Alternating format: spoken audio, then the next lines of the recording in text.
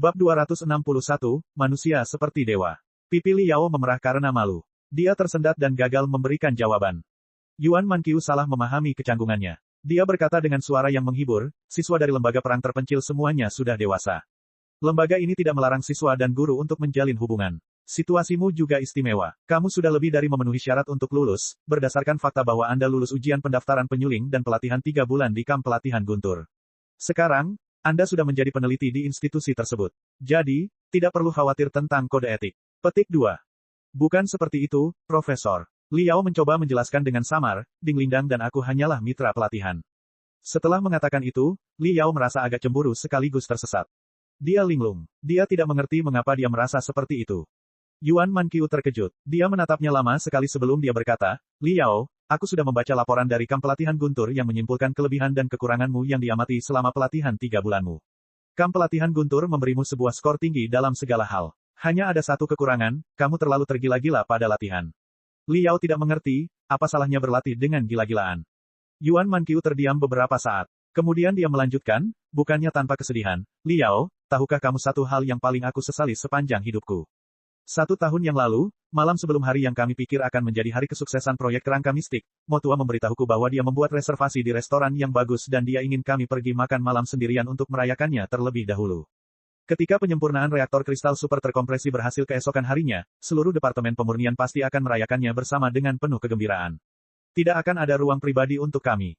Namun, saya menolaknya, karena tugas penilaian data yang tidak penting. Selama bertahun-tahun sebelumnya, kami sepenuhnya mengabdikan diri pada proyek mistik skeleton seperti 2 orang fanatik. Kami nyaris tidak mengungkapkan perasaan kami satu sama lain. Makanan kami entah disantap di kantin sekolah atau dibawa pulang sehingga banyak orang berkumpul untuk makan. Aku hampir tidak ingat kapan terakhir kali aku dan Patua pergi makan malam serius. Saat itu saya selalu menganggap itu tidak penting. Pelatihan dan penelitian adalah yang paling penting. Juga, setelah proyek mistik skeleton berhasil, kita akan memiliki sisa hidup kita untuk berbagi satu sama lain. Saya salah. Kau tahu apa yang terjadi keesokan harinya?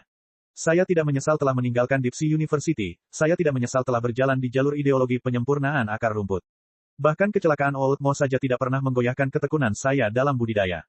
Tetapi saya sangat menyesal tidak pergi makan malam bersamanya malam itu.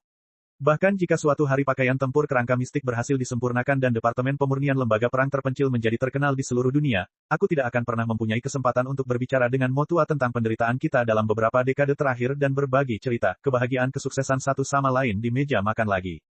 Li Yao mendengus. Dia merasakan sesuatu di lubuk hatinya tersentuh. Yuan Manqiu menghela nafas dan berkata dengan sungguh-sungguh, latihan gila-gilaan itu bagus. Kehebatan tidak dapat dicapai tanpa obsesi. Bagaimana Anda bisa menembus penghalang dari kultivasi tanpa sedikit kegilaan? Namun perlu diingat bahwa tujuan dari kultivasi adalah untuk menjadi manusia sejati, bukannya mesin pelatihan. Penyempurnaan, fondasi pembangunan, formasi inti, jiwa yang baru lahir, transformasi roh, jalur budidaya tidak pernah berakhir. Ada banyak sekali dunia di alam semesta yang tak terbatas. Tetapi hal-hal berharga dalam hidup Anda kemungkinan besar akan hilang selamanya sebelum Anda dapat menghargainya. Dan begitu mereka hilang, Anda tidak dapat menemukannya lagi meskipun Anda menjadi penggarap terbaik di seluruh alam semesta. Ingat, pertama-tama Anda adalah seorang manusia dan kemudian seorang penggarap. Pelatihan itu penting, tetapi yang lebih penting adalah menjadi manusia terlebih dahulu. Oleh karena itu, saya ingin Anda mundur sejenak dari latihan gila Anda dan menelaah hal-hal indah dalam hidup Anda. Hanya setelah Anda merasakan indahnya hidup, Anda dapat menghadapi pertempuran brutal dengan gagah berani. Hanya setelah Anda menemukan hal-hal yang paling Anda hargai, Anda dapat memahami arti sebenarnya dari budidaya. Li Yao menggigit bibirnya. Dia terengah-engah. Matanya memancarkan 2 cahaya tipis.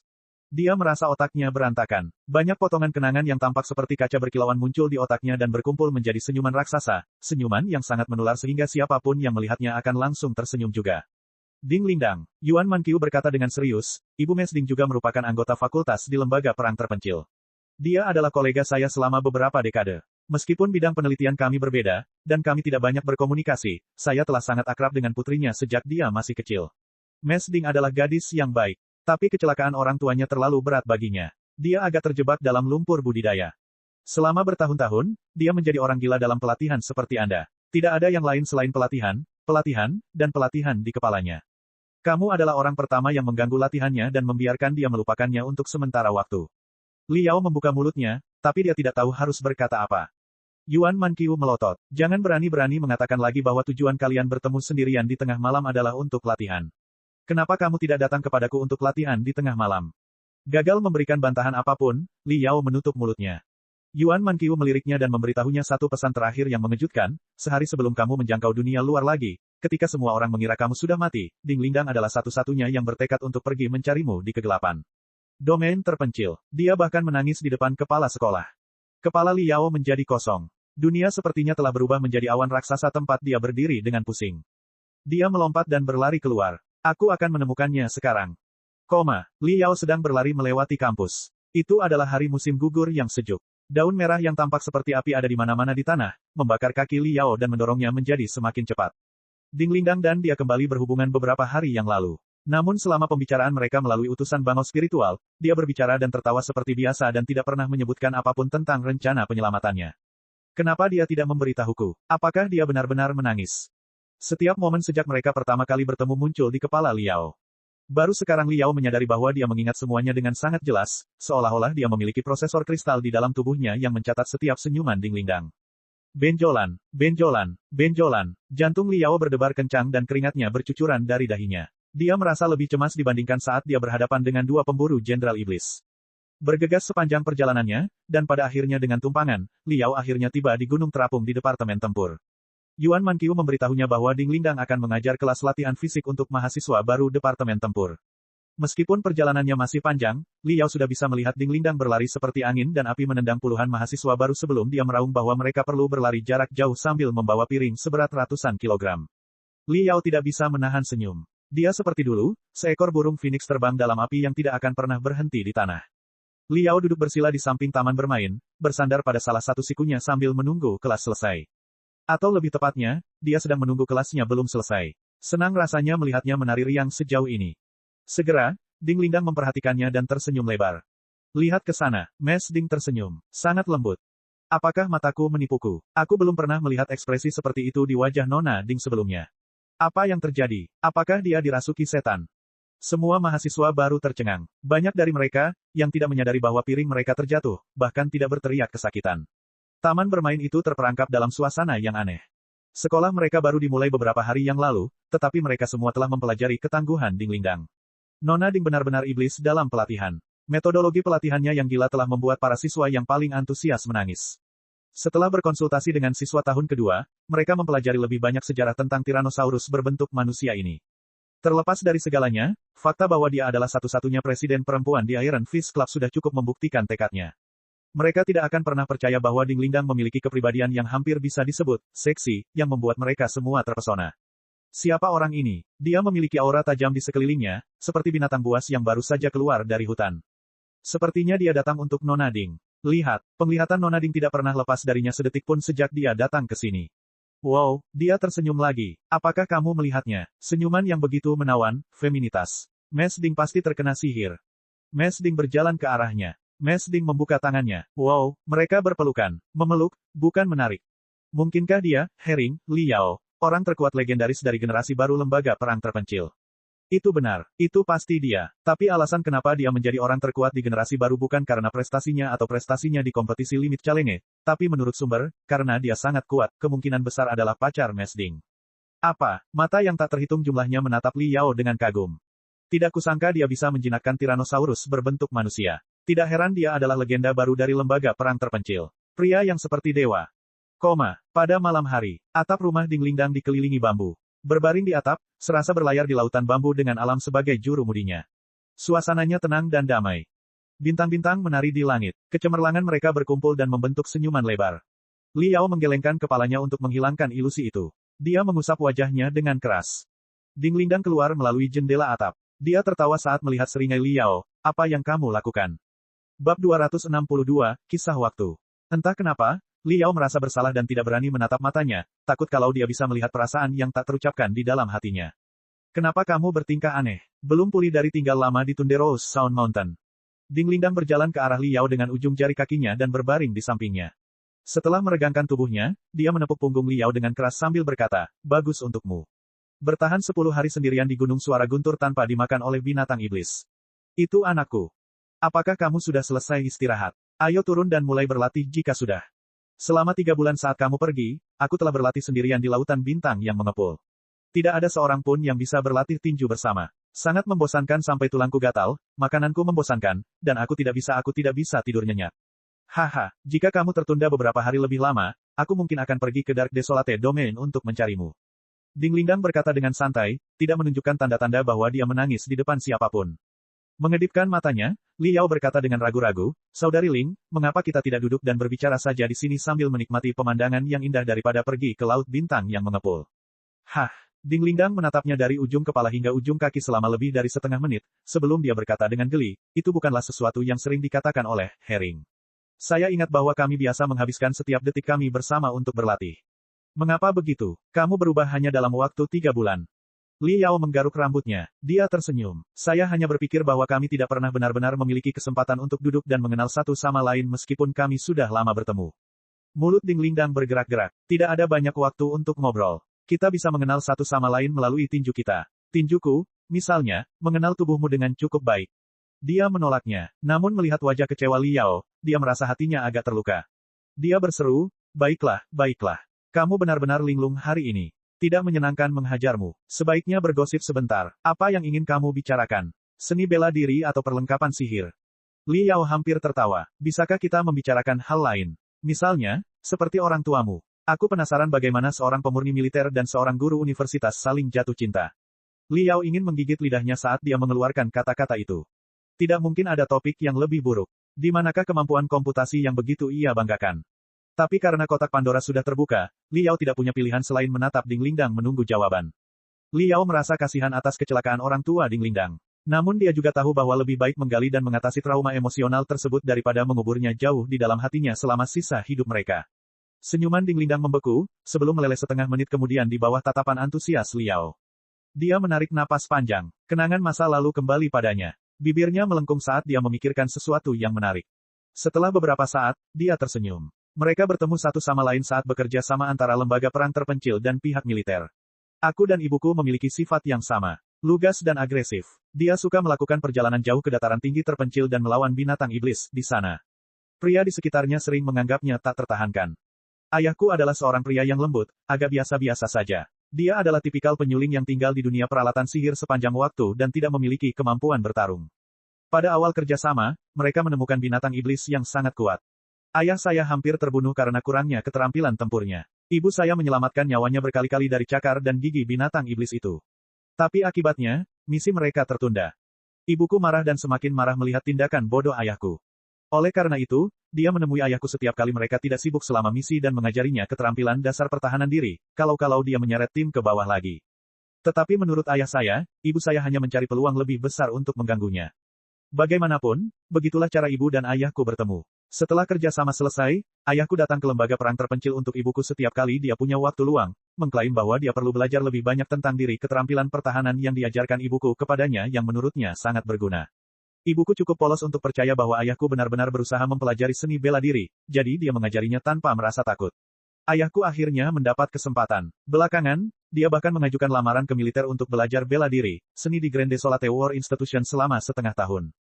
Begitu saja, selama belajar dan mengajar, ibuku juga jatuh cinta pada ayahku. Haha. Mereka sangat mencintai satu sama lain. Anda pernah melihat dua boneka halus di rumah saya, bukan?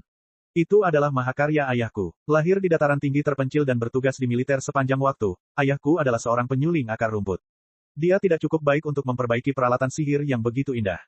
Tetapi dia menghabiskan seluruh waktu luangnya untuk memoles satu demi satu batu kristal dan menyempurnakan satu demi satu komponen. Akhirnya, dia menciptakan dua boneka indah itu sebagai hadiah untuk ibuku di ulang tahun pernikahan mereka yang ke-10.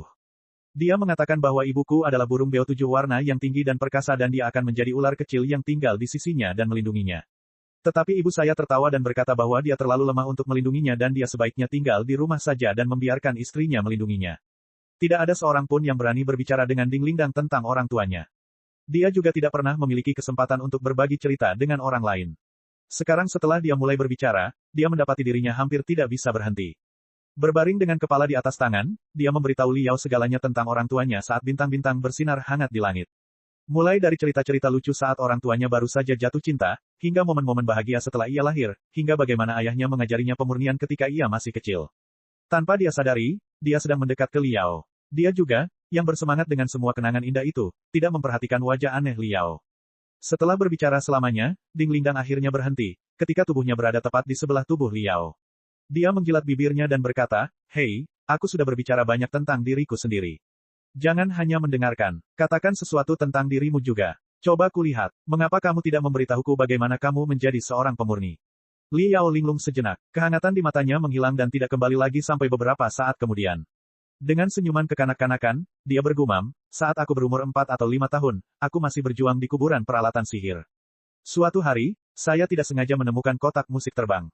Kamu tahu apa itu kotak musik terbang, bukan? Ini seperti capung bambu kecil yang bisa melayang di udara dan memainkan musik yang indah. Model yang lebih canggih dapat mengeluarkan sinar 3 dimensi yang menampilkan video musik. Sampai saat ini, saya masih ingat dengan jelas bahwa Flying Music Box yang saya ambil dapat memutar 4 klip musik dengan 4 pancaran cahaya berbeda, yang merupakan pemandangan hutan yang damai dalam 4 musim. Setiap malam, saya mendengarkan kotak musik dan menikmati perubahan musim di hutan. Itu adalah momen paling membahagiakan saya dalam sehari. Saat itu, saya benar-benar percaya bahwa ada dewa di dunia ini. Siapa lagi yang bisa menciptakan peralatan sihir menakjubkan selain dewa? Kemudian, saya mengetahui bahwa peralatan ajaib semacam itu dibuat oleh pemurni. Saat itulah saya memutuskan bahwa suatu hari nanti saya akan menjadi pemurni dan membuat kotak musik terbang terbaik di dunia. Liao tertawa sia-sia. Tetapi setelah saya menjadi seorang pemurni, saya tidak pernah sekalipun menyempurnakan peralatan sihir sipil seperti kotak musik terbang. Yang saya sempurnakan hanyalah senjata untuk pertempuran dan pertempuran. Di bawah bimbingan ayah saya pernah mencoba menyempurnakan kotak musik terbang sebelumnya. Tapi kotak itu jelek dan sayapnya tidak seimbang, yang menyebabkannya jatuh setiap kali terbang beberapa saat. Ding Lingdang mendekat. Aku tidak pernah menyangka kalau obrolan ringan bisa begitu menyenangkan. Coba aku lihat apa lagi yang aku punya untukmu. Mereka berdua mengobrol dan tertawa, sampai bintang di atas kepala mereka padam satu demi satu. Mereka berdua tertidur di atap setelah tidak tahu berapa lama. Liao terbuat dari daging dan tulang seperti orang lain. 3 bulan latihan berlebihan di kamp pelatihan guntur dan 10 hari berlari di gunung suara guntur telah menguras tenaganya. Pada hari-hari setelah dia diselamatkan, dia mendapati otaknya terlalu bersemangat untuk tidur namun tubuhnya berusaha melakukannya bahkan ketika dia ditempatkan di dalam kapsul tidur nyenyak. Saat ini, sambil berbaring di samping Ding Lingdang dan mencium parfumnya, Liao merasa beban pikirannya telah hilang dan mudah tertidur. Saat dia bangun kembali, sinar matahari bolong sudah menyinari wajahnya. Matahari musim gugur terasa nyaman dan nyaman. Dinginnya malam tidak membahayakan para penggarap. Liao merasa segar dan bersemangat semampunya. Bahkan dunia menjadi lebih indah di matanya. Tangan kirinya mati rasa. Kemudian dia menyadari bahwa Ding Lingdang mengambil lengan kirinya sebagai bantal. Dia menelan dan menggerakkan tangannya. Ding Lingdang sepertinya merasakan sesuatu. Dia mengerutkan kening dan merangkak ke pelukan Liao, seperti seekor kucing yang bergegas ke tempat berlindung yang hangat dalam kedinginan. Dia mengerang dan menggumamkan sesuatu. Jantung Liao berdebar kencang. Dia memutar telinganya untuk mendengarkan dengan seksama, daun telinganya hampir mencium bibir Ding Lingdang yang terbakar. Ding Lingdang mengulangi apa yang baru saja dia katakan. Kali ini, Liao mengatakannya dengan lantang dan jelas. Dulu. Sial, brengsek. Lebih cepat, berlari lebih cepat. Liao menjadi kaku. Dengan bulu matanya yang menggigil, Ding Lingdang membuka matanya. Ekspresi bodoh di wajahnya menandakan bahwa dia belum sepenuhnya bangun. Dia terdiam untuk waktu yang lama, tidak mau menghilangkan kehangatan di sekitarnya. Tidak sampai setengah menit kemudian matanya menjadi jernih kembali. Dia melompat dan merentangkan tangannya. Lalu dia menyisir rambutnya dengan jari-jarinya, hanya untuk membuatnya lebih berantakan dari sebelumnya. Ho ham, Ding Lingdang menguap dengan nyaman. Dia mendecakkan bibirnya sambil berkata, itu tadi malam yang singkat. Akan menyenangkan hanya mengobrol santai sesekali. Kalau begitu, sudah diputuskan secara resmi. Mari luangkan 1 malam untuk mengobrol setiap bulan, tidak, setiap 2 minggu, tidak, setiap minggunya, bagaimana menurutmu? Bab 263, Lokakarya Pemurnian Bintang Iblis. Berfungsi dengan baik untukku. Li Yao tersenyum. Tapi kamu belum menjawab pertanyaan terakhir yang aku tanyakan kemarin. Belum. Mata besar Ding Lingdang berkedip kebingungan. Aku lupa. Apa pertanyaannya lagi? Rencana masa depanmu. Seperti, apa yang akan kamu lakukan di masa depan, pacar seperti apa yang kamu cari, dan sebagainya. Mata Liao tidak stabil. Kita membicarakan hal itu tadi malam. Aku tidak ingat satu pun. Dengan pipi bengkak, Ding Lingdang berpikir sejenak. Kemudian dia berkata, di masa depan, saya mungkin tidak akan menjadi guru perguruan tinggi selamanya. Alasan aku tetap bersekolah setelah lulus adalah sebagian karena ibuku, dan sebagian lagi karena aku ingin mempelajari lebih banyak hal di lembaga perang terpencil sehingga aku bisa menjadi lebih kuat dan membalaskan dendam orang tuaku suatu hari nanti. Namun, setelah aku benar-benar menjadi seorang guru, aku mendapati pekerjaan itu sama sekali tidak cocok untukku. Mahasiswa baru yang lemah benar-benar membuatku putus asa. Aku bahkan tidak punya keinginan untuk melecehkan mereka lagi. Mungkin gaya hidup berburu bebas di alam liar lebih cocok untuk saya. Suatu hari, ketika aku cukup kuat, aku mungkin menjadi pemburu binatang iblis. Itu akan luar biasa, bukan? Dengan baik, Liao sebenarnya lebih tertarik pada paruh kedua pertanyaan itu. Mengenai pacar, aku belum terlalu memikirkannya. Lagi pula tidak masalah apa yang kupikirkan. Kamulah yang paling tahu kepribadianku. Betapapun kerasnya aku berusaha berpura-pura menjadi wanita anggun, pada akhirnya aku akan mengkhianati diriku sendiri, setengah hari. Pria normal manapun yang melihatku bersendawa setelah makan 5 gigot panggang dalam sekali makan pasti akan ketakutan, bukan? Menurutku begitu, ya, namun, ada banyak pria yang tidak begitu normal di dunia ini. Anggap saja ada pria abnormal yang bisa mentolerir keanehanmu. Menurutmu dia akan menjadi seperti apa? Liao menelan ludahnya dengan gugup. Pertanyaan macam apa ini? Ding Lingdang meliriknya dengan curiga. Dia berpikir sejenak dan menjawab, pertama, dia pasti tampan. Aku paling suka pria yang sopan, lembut, tampan, dan berpenampilan terpelajar. Kedua, dia pasti lemah. Jelas bukan seorang penggarap tipe pertempuran. Penggarap tipe budaya dan penggarap tipe penelitian akan menjadi yang terbaik. Ketiga, dia harus mendengarkan apapun yang aku katakan, karena aku akan menjadi tuan bagi keluargaku. Hahaha. Sopan, lembut, tampan, berpenampilan terpelajar. Liao tertegun untuk waktu yang lama, saya pikir Anda lebih memilih pria yang lebih tangguh dan kriteria Anda akan mencakup hal-hal seperti, kemampuan tempur yang lebih tinggi, dan, membunuh sejumlah binatang iblis. Persyaratan Anda terdengar sedikit banci, jangan, bukankah begitu? Bukankah kamu selalu membenci banci? Aku benci banci menjadi saudaraku. Hanya laki-laki tangguh seperti, Herring, yang layak menjadi saudaraku. Aku paling membenci bayi cengeng yang lembut dan lemah. Ding Lingdang meninju dada Liao dan tertawa. Tetapi berbeda jika menyangkut suami atau pacar. Suami atau pacarku hanya perlu menjaga bayi kami di rumah. Aku akan melindunginya jika terjadi sesuatu. Kenapa aku ingin pria tangguh untuk itu? Liao terdiam cukup lama. Wajahnya bergetar keras, ekspresinya berubah tanpa henti. Pada akhirnya, tekad yang kuat muncul di matanya. Saat Ding Lingdang hendak berdiri, Liao berguling dan mendorong dirinya ke atas Ding Lingdang, menguncinya di antara kedua lengannya. Apa yang sedang kamu lakukan? Ding Lingdang terkejut. Dia merasa Liao bukanlah dirinya sendiri. Sambil menarik napas dalam-dalam, Liao berkata dengan segenap keberaniannya, aku sangat ingin menyempurnakan peralatan sihir untukmu, yang akan lebih indah daripada ular bertanduk cincin perak bintang 7 dan ular bertanduk 7 warna milikmu. Burung beo. Mata Ding Lingdang tampak seperti danau yang baru saja mencair di musim semi dengan riak-riak yang mengambang satu demi satu. Didorong oleh tatapan kerinduan Liao, dia terengah-engah. Setetes keringat mengalir di ujung hidungnya. Saat itu, prosesor kristal mini miliknya berdengung. Sambil berseru, Ding Lingdang melompat dan, karena gagal mengendalikan kekuatannya, memukul dagu Liao dengan kepalanya. Liao terjatuh, dan lidahnya digigit giginya, membuatnya tidak bisa berkata apa-apa karena kesakitan. Aku ada kelas pagi ini. Aku terlambat. Ding Lingdang tergagap ketika dia mencoba menyisir rambutnya lagi. Dia melompat dari atap tanpa melewati jendela atap. Setelah beberapa saat, dia melompat keluar saat sikat giginya masih ada di mulutnya. Baru setelah dia keluar dari hutan bambu, dia akhirnya berteriak. Ada banyak makanan enak di rumahku. Semuanya ada di tempat lamanya. Kamu pasti kelaparan setelah perjalanan panjang ke wilayah terpencil yang gelap. Masak semuanya dan cobalah mendapatkan makanan. Liao memutar lidahnya untuk waktu yang lama sebelum dia bisa kembali berbicara. Dari kejauhan, Ding Lingdang tampak seperti kelinci yang sedang dikejar serigala. Dia hampir tersandung beberapa kali. Dia kabur, begitu saja. Liao tidak bisa mempercayai matanya. Ini adalah pertama kalinya dia melihat Ding Lingdang melarikan diri dari apapun. Di ruang pelatihan di Gunung Terapung Departemen Tempur. Mahasiswa baru saling berbisik dan menatap Ding Lingdang dengan aneh. Ruangan itu memiliki suasana yang aneh. Kenapa kalian bertingkah aneh hari ini? Apakah kalian ingin aku menambah kesulitan latihan kalian karena kalian kurang menikmati diri kalian kemarin? Pengawas kelas, kemarilah dan bicara. Ding Lingdang menjerit dan berteriak seperti setan. Gemetar ketakutan, pengawas kelas berdiri. Dia mengerahkan seluruh isi perutnya dan berkata, tidak. Bukan seperti itu, Mes Ding. Kami hanya merasa perhatian Anda mungkin terganggu, kami hanya mengutarakan kekhawatiran kami. Saya terganggu. Mengangkat alisnya karena marah, Ding Lingdang menggeram, bagaimana kamu sampai pada kesimpulan itu? Katakan padaku. Pengawas kelas hampir menangis. Dia gemetar saat berkata, karena pakaian Anda, Mes Ding. Ding Lingdang melihat ke bawah dan menyadari bahwa dia mengenakan piyama biru dengan boneka beruang di atasnya. Dia meninggalkan rumah dengan tergesa-gesa hingga dia bahkan lupa mengganti pakaiannya.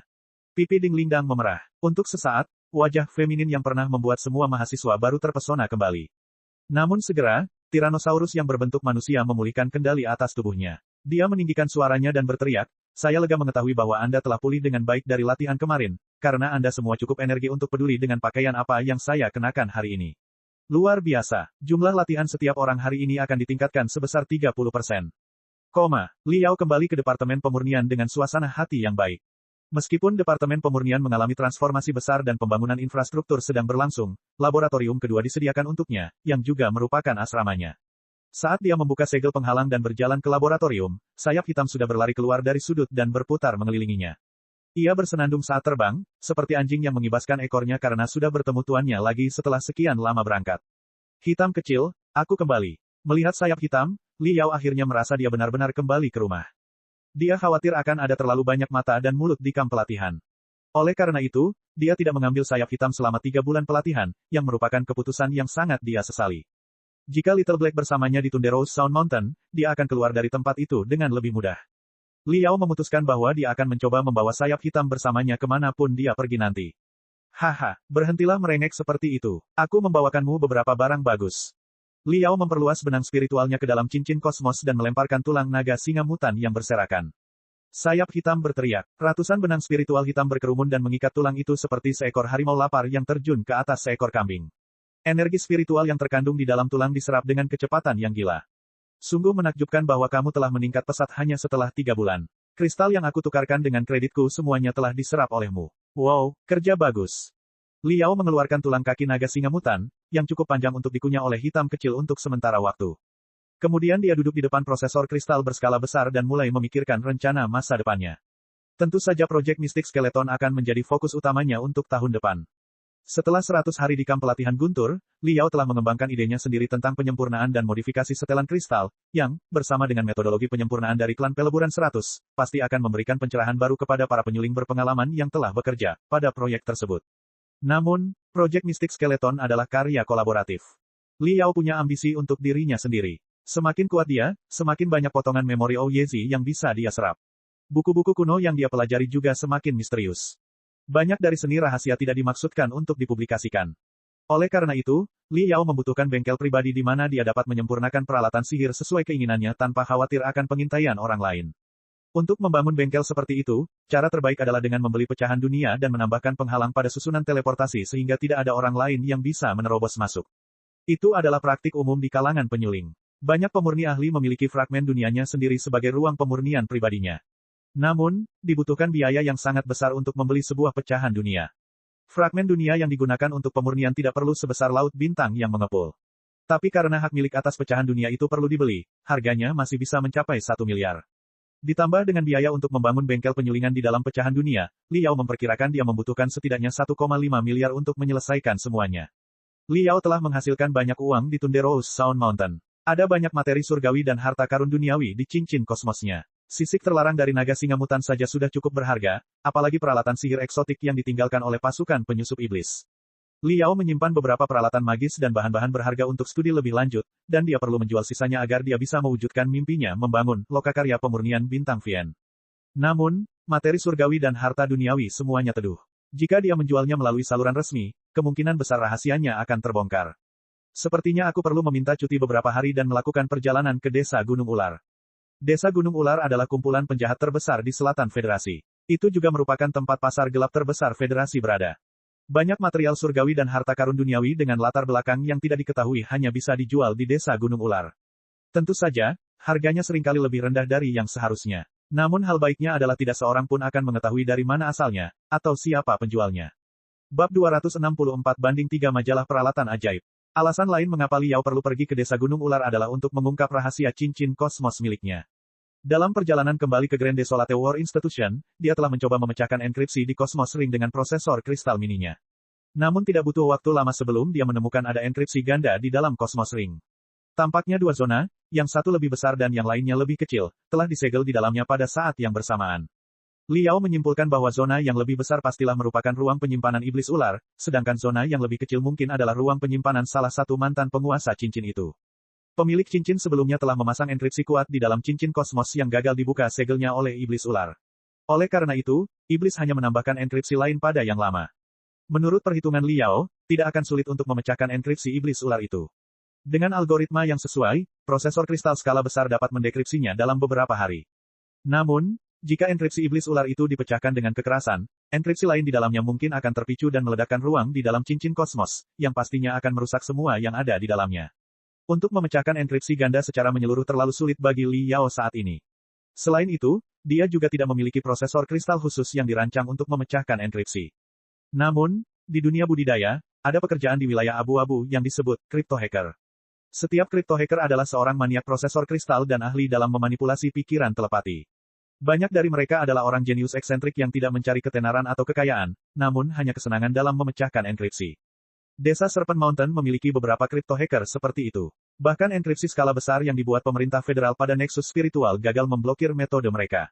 Mereka adalah satu-satunya orang yang mungkin memiliki kemampuan untuk memecahkan enkripsi ganda di Cosmos Ring dan mengungkap rahasia di dalamnya. Sudah diputuskan kalau begitu, saya akan mengetahui perkembangan proyek kerangka mistik dalam beberapa hari ke depan. Lalu saya akan meminta izin ke desa pegunungan ular. Jika semuanya berjalan lancar, perjalanan paling lama akan memakan waktu 3 hari. Saya akan memanfaatkan akhir pekan ini sebaik-baiknya. Tidak banyak hal yang harus ditunda. Li Yao mengaktifkan utusan bangau spiritual untuk bekerja. Sekte Laut Gunung mengirimiku begitu banyak pesan. Li Yao merasa segar kembali. Dia menggosok kedua tangannya. 3 bulan lalu, dia telah membuat kesepakatan dengan Mountain Sea Sect. Menurut rencana mereka, proses pembuatannya seharusnya sudah dimulai. Dia penasaran dengan penjualannya. Detektor binatang iblis adalah peralatan magis pertama yang disempurnakan sendiri oleh Li Yao yang tidak pernah dia sia-siakan. Dia berharap mendapat uang darinya. Namun yang lebih penting, ia ingin karyanya diapresiasi oleh sesama penggarap. Li Yao membuka pesannya dan mulai menjelajah dengan penuh semangat. Semakin banyak dia membaca, dia menjadi semakin bingung. Dia terdiam lama sekali sebelum bergumam, hanya 693 terjual setelah sebulan penuh.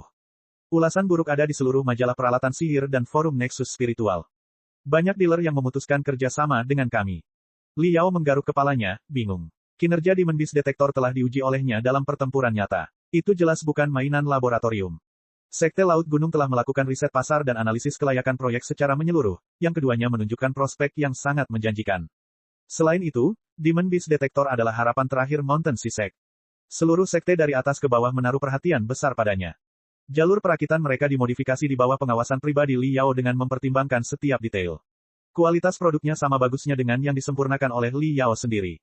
Untuk memperluas pangsa pasar, produk dipatok dengan harga yang relatif murah. Itu dimaksudkan sebagai kampanye penjualan untuk membangun citra merek Mountain Sea Sect dan Fienstar. Meskipun Li Yao tidak menaruh harapan besar pada percobaan pertamanya, penjualan di bawah 700 selama sebulan penuh masih terlalu buruk untuk dilihat. Setelah merenung sejenak, Li Yao masuk ke Nexus Spiritual dan membeli beberapa majalah peralatan magis virtual rilisan terbaru. Kemudian dia mencari ulasan tentang Demon Beast Detector di majalah. Ada 3 majalah peralatan magis paling terkenal di Star Glory Federation, yaitu Magical Equipment World, Refiner's Home, dan Flying Sword and Battle Armor. Banyak artikel baru yang diupdate di 3 majalah, mengomentari peralatan sihir terbaru dan membuat banyak peringkat. Ada daftar bagus seperti daftar emas, daftar terpopuler, dan daftar paling kreatif, serta daftar buruk seperti daftar hitam, daftar telur busuk, dan daftar paling dangkal. Model peralatan magis baru yang tak terhitung jumlahnya muncul di dunia budidaya setiap hari, yang terlalu berat untuk diuji secara langsung oleh penggarap manapun. Oleh karena itu, ulasan majalah peralatan sihir memainkan peran penting dalam membantu mereka memutuskan apa yang akan dibeli dan apa yang tidak. Diakui bahwa jika sebuah peralatan sihir mendapat persetujuan bulat dari ketiga majalah, penjualannya pasti akan melonjak. Sebaliknya, jika ketiga majalah tersebut mengkritik sebuah peralatan sihir pada saat yang sama, peralatan tersebut akan segera hilang dari pasaran. Demon Beast Detector, sebagai karya pemula, tidak menarik banyak perhatian di dunia budidaya. Hanya ada beberapa artikel yang ditulis oleh beberapa kritikus biasa-biasa saja di majalah tersebut. Li Yao membuka ulasan yang diposting di Dunia Peralatan Ajaib, dan mulai membaca dengan sabar. Di awal artikel mencantumkan beberapa keunggulan Demon Beast Detector dengan santai, seperti kemudahan, presisi, reaksi cepat, dan lain sebagainya. Kemudian, artikel tersebut mengubah gayanya dengan, namun, yang besar. Namun, karena Demon Beast Detector telah disempurnakan dalam bentuk kacamata berlensa, informasi yang muncul pasti akan menghalangi penglihatan pemakainya. Selain itu, karena dirancang untuk dikenakan di satu sisi kepala, hal itu berisiko menyebabkan ketidakseimbangan dan sehingga terjadi ketidakseimbangan pada tubuh. Dalam keadaan ekstrim di mana kaca kristal pecah, kemungkinan besar akan terbang ke mata pemakainya dan mempengaruhi kemampuan tempur mereka. Lebih-lebih lagi, artikel tersebut, dengan nada yang tampak jujur, mencantumkan lebih dari 10 cacat, sebelum akhirnya diakhiri dengan, secara keseluruhan, sebagai mainan menarik yang dibuat oleh seorang mahasiswa di waktu luangnya, peralatan sihir ini cukup bagus dalam hal ini, kelengkapan. Hidung Li Yao hampir copot karena marah. Peralatan sihir yang sempurna tidak ada. Demon Beast Detector memiliki cacat dan keterbatasannya sendiri seperti halnya peralatan sihir lainnya. Tapi artikel itu hanya memilih-milih Demon Beast Detector berdasarkan kriteria yang sangat keras hingga mendekati absurditas. Ini bisa dibandingkan dengan mengkritik pedang rantai karena kurangnya kemampuan serangan jarak jauh dan mencela railgun kristal karena tidak cocok untuk pertarungan jarak dekat. Itu benar-benar BS. Memang benar bahwa memasang Demon Beast Detector di salah satu telinga akan mempengaruhi keseimbangan tubuh, tapi begitu juga dengan pedang rantai atau peralatan sihir lainnya yang dibawa oleh seorang kultivator. Tidak akan pernah ada kultivator yang membawa pedang rantai di tengah punggung mereka demi kontrol keseimbangan. Benar juga kalau kaca kristal itu bisa menusuk mata jika pecah. Namun armor perang dan pakaian kristal apapun akan memiliki potensi bahaya menusuk tubuh pemakainya jika rusak. Mengkritik perlengkapan sihir karena hal itu sama seperti berhenti makan karena takut tersedak. Liao mengutuk penulis artikel itu dan membuka ulasannya di Rumah Penyuling. Artikel ini tidak berbicara banyak tentang keunggulan dan kekurangan dari Demon Beast Detector itu sendiri. Sebaliknya, topik utama artikel tersebut adalah Liao dan Sekte Laut Gunung. Itu tidak memfitnah mereka. Sebaliknya, ada kata-kata pujian yang tersirat di seluruh artikel. Namun setelah membaca seluruh artikel, orang akan menyadari bahwa Liao adalah seorang pemula dalam perdagangan penyulingan, dan bahwa Sekte Laut Gunung adalah sekte tempur yang tidak memiliki banyak pengalaman dalam menyempurnakan peralatan sihir presisi yang produk terakhirnya, jam tangan berburu, adalah sebuah kegagalan yang brutal. Mereka cukup berani untuk menyempurnakan peralatan sihir yang tepat. Namun performa dan kualitas produk mereka justru menjadi tanda tanya besar. Liao sangat marah sehingga lubang hidungnya semakin lebar. Artikel ini bahkan lebih kotor dari artikel sebelumnya. Semua yang ada di artikel itu benar sekali sehingga tidak banyak yang bisa dipilih. Flying Sword and Battle Armor, dulunya adalah majalah profesional yang berfokus pada perlengkapan magis tipe pedang terbang dan perlengkapan magis tipe armor tempur secara eksklusif. Kemudian, ia mulai memperluas repertoarnya dan memposting ulasan tentang peralatan sihir militer lainnya. Itu memiliki kemahiran dan otoritas paling banyak dari ketiga majalah peralatan sihir. Artikel di Flying Sword dan Battle Armor adalah yang terpendek. Ia tidak mencatat kelebihan dan kekurangan produk, juga tidak melekat pada latar belakang Liao atau Sekte Laut Gunung. Sebaliknya, ini menunjukkan masalah Demon Beast Detector secara ringkas. Dilihat dari tujuan perancangannya, Demon Beast Detector adalah peralatan magis tambahan untuk pemburu solo di dataran tinggi Grand Desolate. Namun pemburu solo seperti itu seringkali memiliki daya tanggap dan kemampuan komputasi yang luar biasa, serta kekuatan pribadi. Mereka sudah mampu menghafal fitur dan keterampilan banyak binatang iblis tanpa bantuan Demon Beast Detector. Mereka yang paling membutuhkan Demon Beast Detector sebenarnya adalah penggarap tingkat rendah dan prajurit biasa. Namun mereka sering menjalankan misi dalam kelompok dengan peralatan sihir penyelidikan berskala besar. Demon Beast Detector tidak berguna bagi mereka. Produk dengan orientasi campur aduk dengan fungsi yang tidak menarik. Ini adalah kesimpulan dalam Flying Sword dan Battle Armor. Liao sangat yakin dengan artikel itu. Dia telah memikirkan target pelanggan dan batasan fungsi akhir-akhir ini dan bersiap untuk menambahkan fungsi komunikasi dan peta ke versi baru Demon Beast Detector. Namun masalah tersebut saja jelas tidak cukup untuk menurunkan penjualan hingga hanya 600. Liao berpikir sejenak dan memasuki forum bernama Darah dan Pembantaian. Itu adalah forum terkenal di kalangan pemburu binatang iblis dengan banyak pengguna penggarap yang berbagi pengalaman mereka di Grand Desolate dengan orang lain. Ada papan di forum yang khusus memposting pengalaman pribadi dengan peralatan magis tertentu, yang cukup populer di kalangan penggarap tingkat menengah dan rendah. Liao menemukan 57 thread yang terkait dengan Demon Beast Detector, tidak ada satupun yang positif. Ini benar-benar sampah. Awalnya berfungsi dengan baik tetapi sepenuhnya rusak setelah aku tersandung satu kali selama pertempuran. Kemudian, bahkan tidak bisa membedakan prajurit iblis tingkat rendah dari prajurit iblis tingkat menengah, yang hampir membunuhku. Petik 2. Desainnya jelek, sangat tidak nyaman jika ditempelkan ke telinga. Terasa telinga penuh jika berkeringat. Jangan pernah mencobanya, itu hanya penipuan yang dibuat oleh seorang mahasiswa dan sekte kelas 3. Membaca topiknya, Liao memicingkan matanya. Kilatan tajam bersinar di matanya. Hanya 600 keping yang terjual. Namun, sekitar 50 pengguna sudah memposting ulasan negatif di forum kecil pada waktu dan tanggal yang sangat dekat dengan debut Demon Beast Detector. Itu seperti mereka membeli satu salinan segera setelah Demon Beast Detector dirilis, langsung bertarung di kedalaman dataran tinggi Grand Desolate, dan kembali untuk mengutuknya di Nexus keesokan harinya. 1 atau 2 kasus mungkin terjadi. Tapi lebih dari 20 thread serupa. Bersama dengan ulasan bias di 3 majalah peralatan sihir, Liao sepertinya merasakan aroma konspirasi. Bab 265, Melawan Hiu. Pesan terakhir yang dikirim oleh Jiang Wenbo membuat Liao melompat dari kursinya. Apa, Sekte Laut Gunung akan dibeli? Dia tidak tahan lagi dan menghubungi Jiang Wenbo melalui utusan bangau spiritual. 2 wajah loyo muncul dalam sorotan cahaya. Jiang Wenbo dan Guan Xionglah yang sedang mendiskusikan urusan sekte. Tuan Jiang, Saudara Xiong, apa yang terjadi? Review tentang Flying Sword dan Battle Armor bisa dibilang adil, tapi review dari Magical Equipment World dan Refiner's Home benar-benar keterlaluan. Ada banyak komentar negatif di forum-forum besar juga. Itu tidak masuk akal. Juga tidak masuk akal, menurut surat Anda, banyak dealer yang memutuskan kerja sama dengan kami. Demon Beast Detector baru diluncurkan ke publik selama sebulan. Tanpa cacat kualitas yang besar, dealer tidak akan menghentikan kerja sama mereka meskipun penjualannya tidak bagus saat ini. Sekarang, kamu juga mengatakan bahwa Sekte Laut Gunung akan dibeli oleh sekte lain. Apa yang sebenarnya terjadi? Li Yao mengajukan semua pertanyaannya dengan cepat dan lugas. Jiang Wenbo memandang Guan Xiong dan menghela nafas. Li Yao, tebakanmu benar. Kami disergap. Seseorang sudah mengincar Demon Beast Detector sejak sebelum dijual.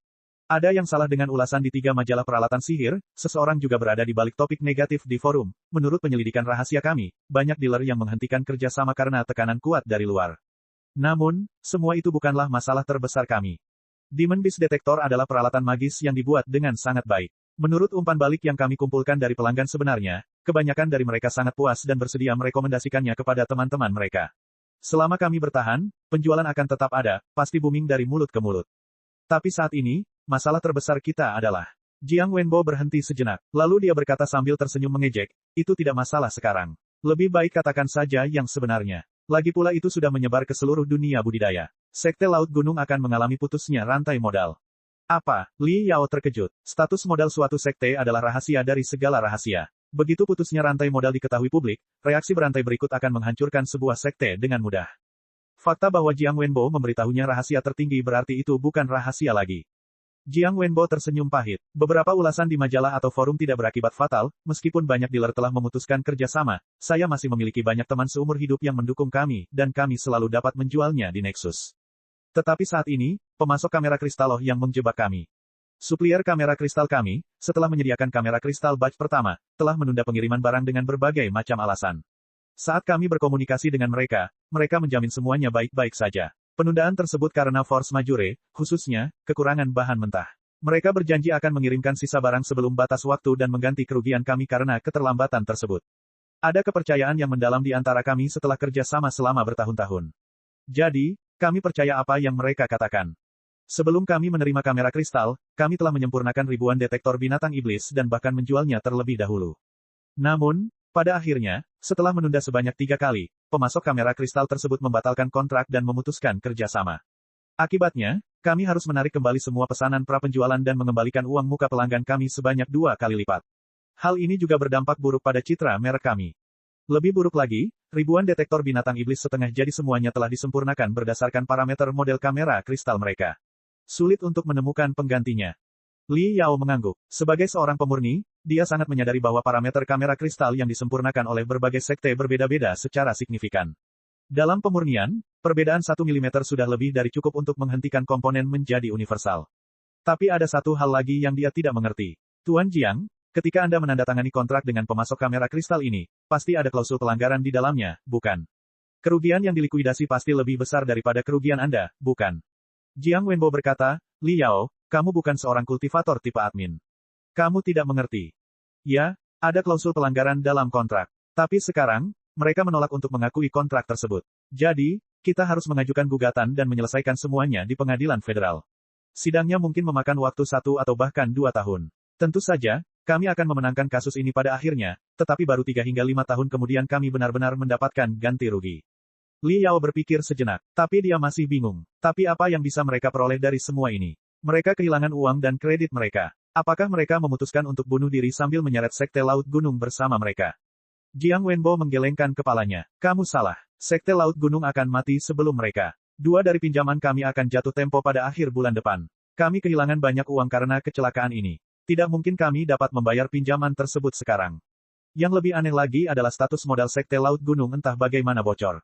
Seluruh dunia budidaya sekarang tahu bahwa Sekte Laut Gunung akan bangkrut kapan saja. Tidak ada yang berani meminjamkan uang kepada kami, kan? Sekarang. Li Yao mengerutkan kening. Sesaat kemudian, dia bertanya, Tuan Jiang, bisakah Anda memberitahu saya berapa besar kesenjangan modal untuk Sekte Laut Gunung? Jiang Wenbo linglung sejenak. Guan Xiong, yang duduk di sampingnya dengan wajah muram, berkata, dengan segala sesuatunya sejauh ini, tidak ada yang perlu disembunyikan sekarang. Bahkan laporan keuangan kita telah diumumkan ke publik. Selain itu, pendeteksi binatang iblis adalah milik kita bersama proyek. Li Yao adalah mitra kami. Dia berhak mengetahui status kami yang sebenarnya. Sekarang, seluruh sekte, dari atas ke bawah, mencoba segala yang kami bisa dan melakukan segala cara. Kami memperkirakan akan ada kesenjangan pendanaan 300 hingga 500 juta bulan depan. Jika kami tidak dapat menyelesaikannya, Sekte Laut Gunung akan hancur ketika rantai modal pecah. Li Yao mengangguk setuju. Kesenjangan 300 hingga 500 juta mungkin tidak terlihat terlalu berarti bagi sebuah sekte, namun situasi sebenarnya jauh lebih buruk daripada yang terlihat. Rantai adalah kumpulan rangkaian tautan yang terhubung erat satu sama lain. Sekte Laut Gunung telah berhutang karena pengelolaan yang buruk selama bertahun-tahun. Untuk memulai proyek Demon Beast Detector, ia meminjam banyak pinjaman dari bank dan sekte lainnya. Total pinjaman mencapai beberapa miliar. Semua investor telah memperhatikan penjualan Demon Beast Detector serta status modal dari Mountain Sea. Jika Demon Beast Detector langsung menjadi hit dengan penjualan yang luar biasa, bank dan sekte pasti tidak akan mencoba mendapatkan kembali uang mereka dengan tergesa-gesa. Sebaliknya, mereka bahkan mungkin meminjamkan lebih banyak uang kepada sekte Laut Gunung untuk mengumpulkan lebih banyak bunga. Namun ternyata, Demon Beast Detector sangat mengecewakan di pasaran. Dengan habisnya arus kas sekte Laut Gunung, akan terjadi reaksi berantai yang dapat menyebabkan kebangkrutan. Tidak ada bank atau sekte yang setuju untuk memberikan pinjaman dalam keadaan seperti itu. Mereka hanya akan menuntut sekte Laut Gunung membayar utangnya sesegera mungkin. Sekte Laut Gunung tidak akan ada harapan jika demikian. Li Yao memiliki firasat samar bahwa seluruh kejadian ini merupakan jebakan berantai sejak awal. Pasti ada orang di balik semua ini. Apakah kamu punya teori siapa yang mungkin menargetkan sekte Laut Gunung dan detektor binatang iblis kita? Li Yao bertanya dengan dingin. Kecemerlangan berbahaya terpancar di matanya. Sebelum Jiang Wenbo membuka mulutnya, Guan Xiong berkata dengan marah. Aku tidak punya bukti sahih. Tapi 10 hari yang lalu, Persekutuan Angin Semilir berbicara dengan berani bahwa mereka akan mengakuisisi sekte Laut Gunung dan menjadikan kami cabang pembantu dari Persekutuan Angin Semilir. Persekutuan Zephyr. Li Yao langsung terpikir bahwa Persekutuan Zephyr telah menghubunginya ketika dia baru saja mendapatkan paten dari detektor binatang iblis, yang ingin membeli patennya dengan harga yang sangat murah dan ditolak olehnya. Jiang Wenbo berkata, Persekutuan Zephyr adalah konglomerat tradisional di bidang pemurnian peralatan sihir presisi, yang telah beralih ke peralatan sihir penyelidikan dalam beberapa tahun terakhir. Biaya iklan mereka sangat besar. Namun, Persekutuan Zephyr pertama kali dikenal melalui jam tangan yang mereka sempurnakan. Peralatan magis penyelidikan mereka semuanya dikenakan di pergelangan tangan. Saya membeli beberapa produk mereka sebelumnya. Desain dan presisinya memang jauh lebih baik daripada Demon Beast Detector kami. Tapi menurutku Demon Beast Detector akan bekerja lebih baik di pertarungan nyata. Li Yao menyipitkan mata dan berkata, maksudmu, jika Demon Beast Detector menjadi populer, pasar peralatan sihir penyelidikan Persekutuan Zephyr mungkin menyusut dan menyebabkan kerugian besar. Tentu saja, Jiang Wenbo menambahkan, juga, tindakan kotor yang kita derita akhir-akhir ini persis seperti gaya Hiu.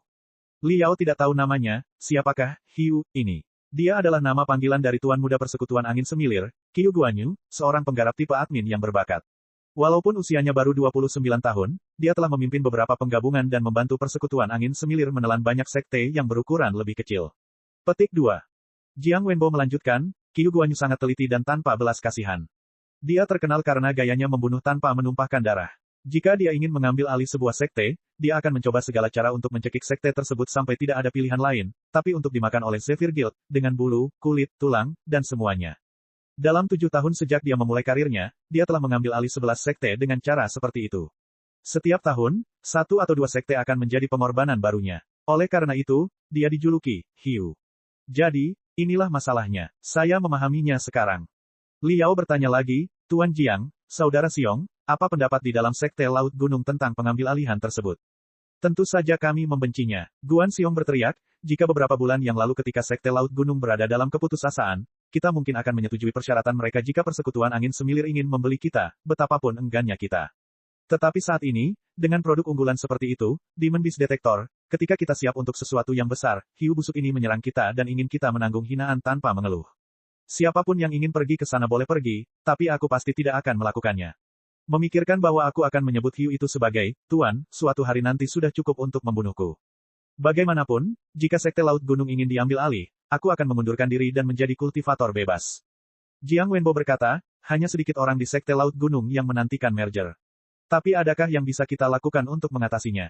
Li Yao tidak memberikan jawaban. Dia mengamati, intinya adalah, jika Anda memiliki 3 hingga 5 miliar pada akhir bulan depan, Anda akan mampu bertahan dari masalah ini untuk sementara waktu, bukan? Jiang Wenbo mengangguk. Kemudian matanya melebar saat dia berteriak, gagal mengendalikan suaranya.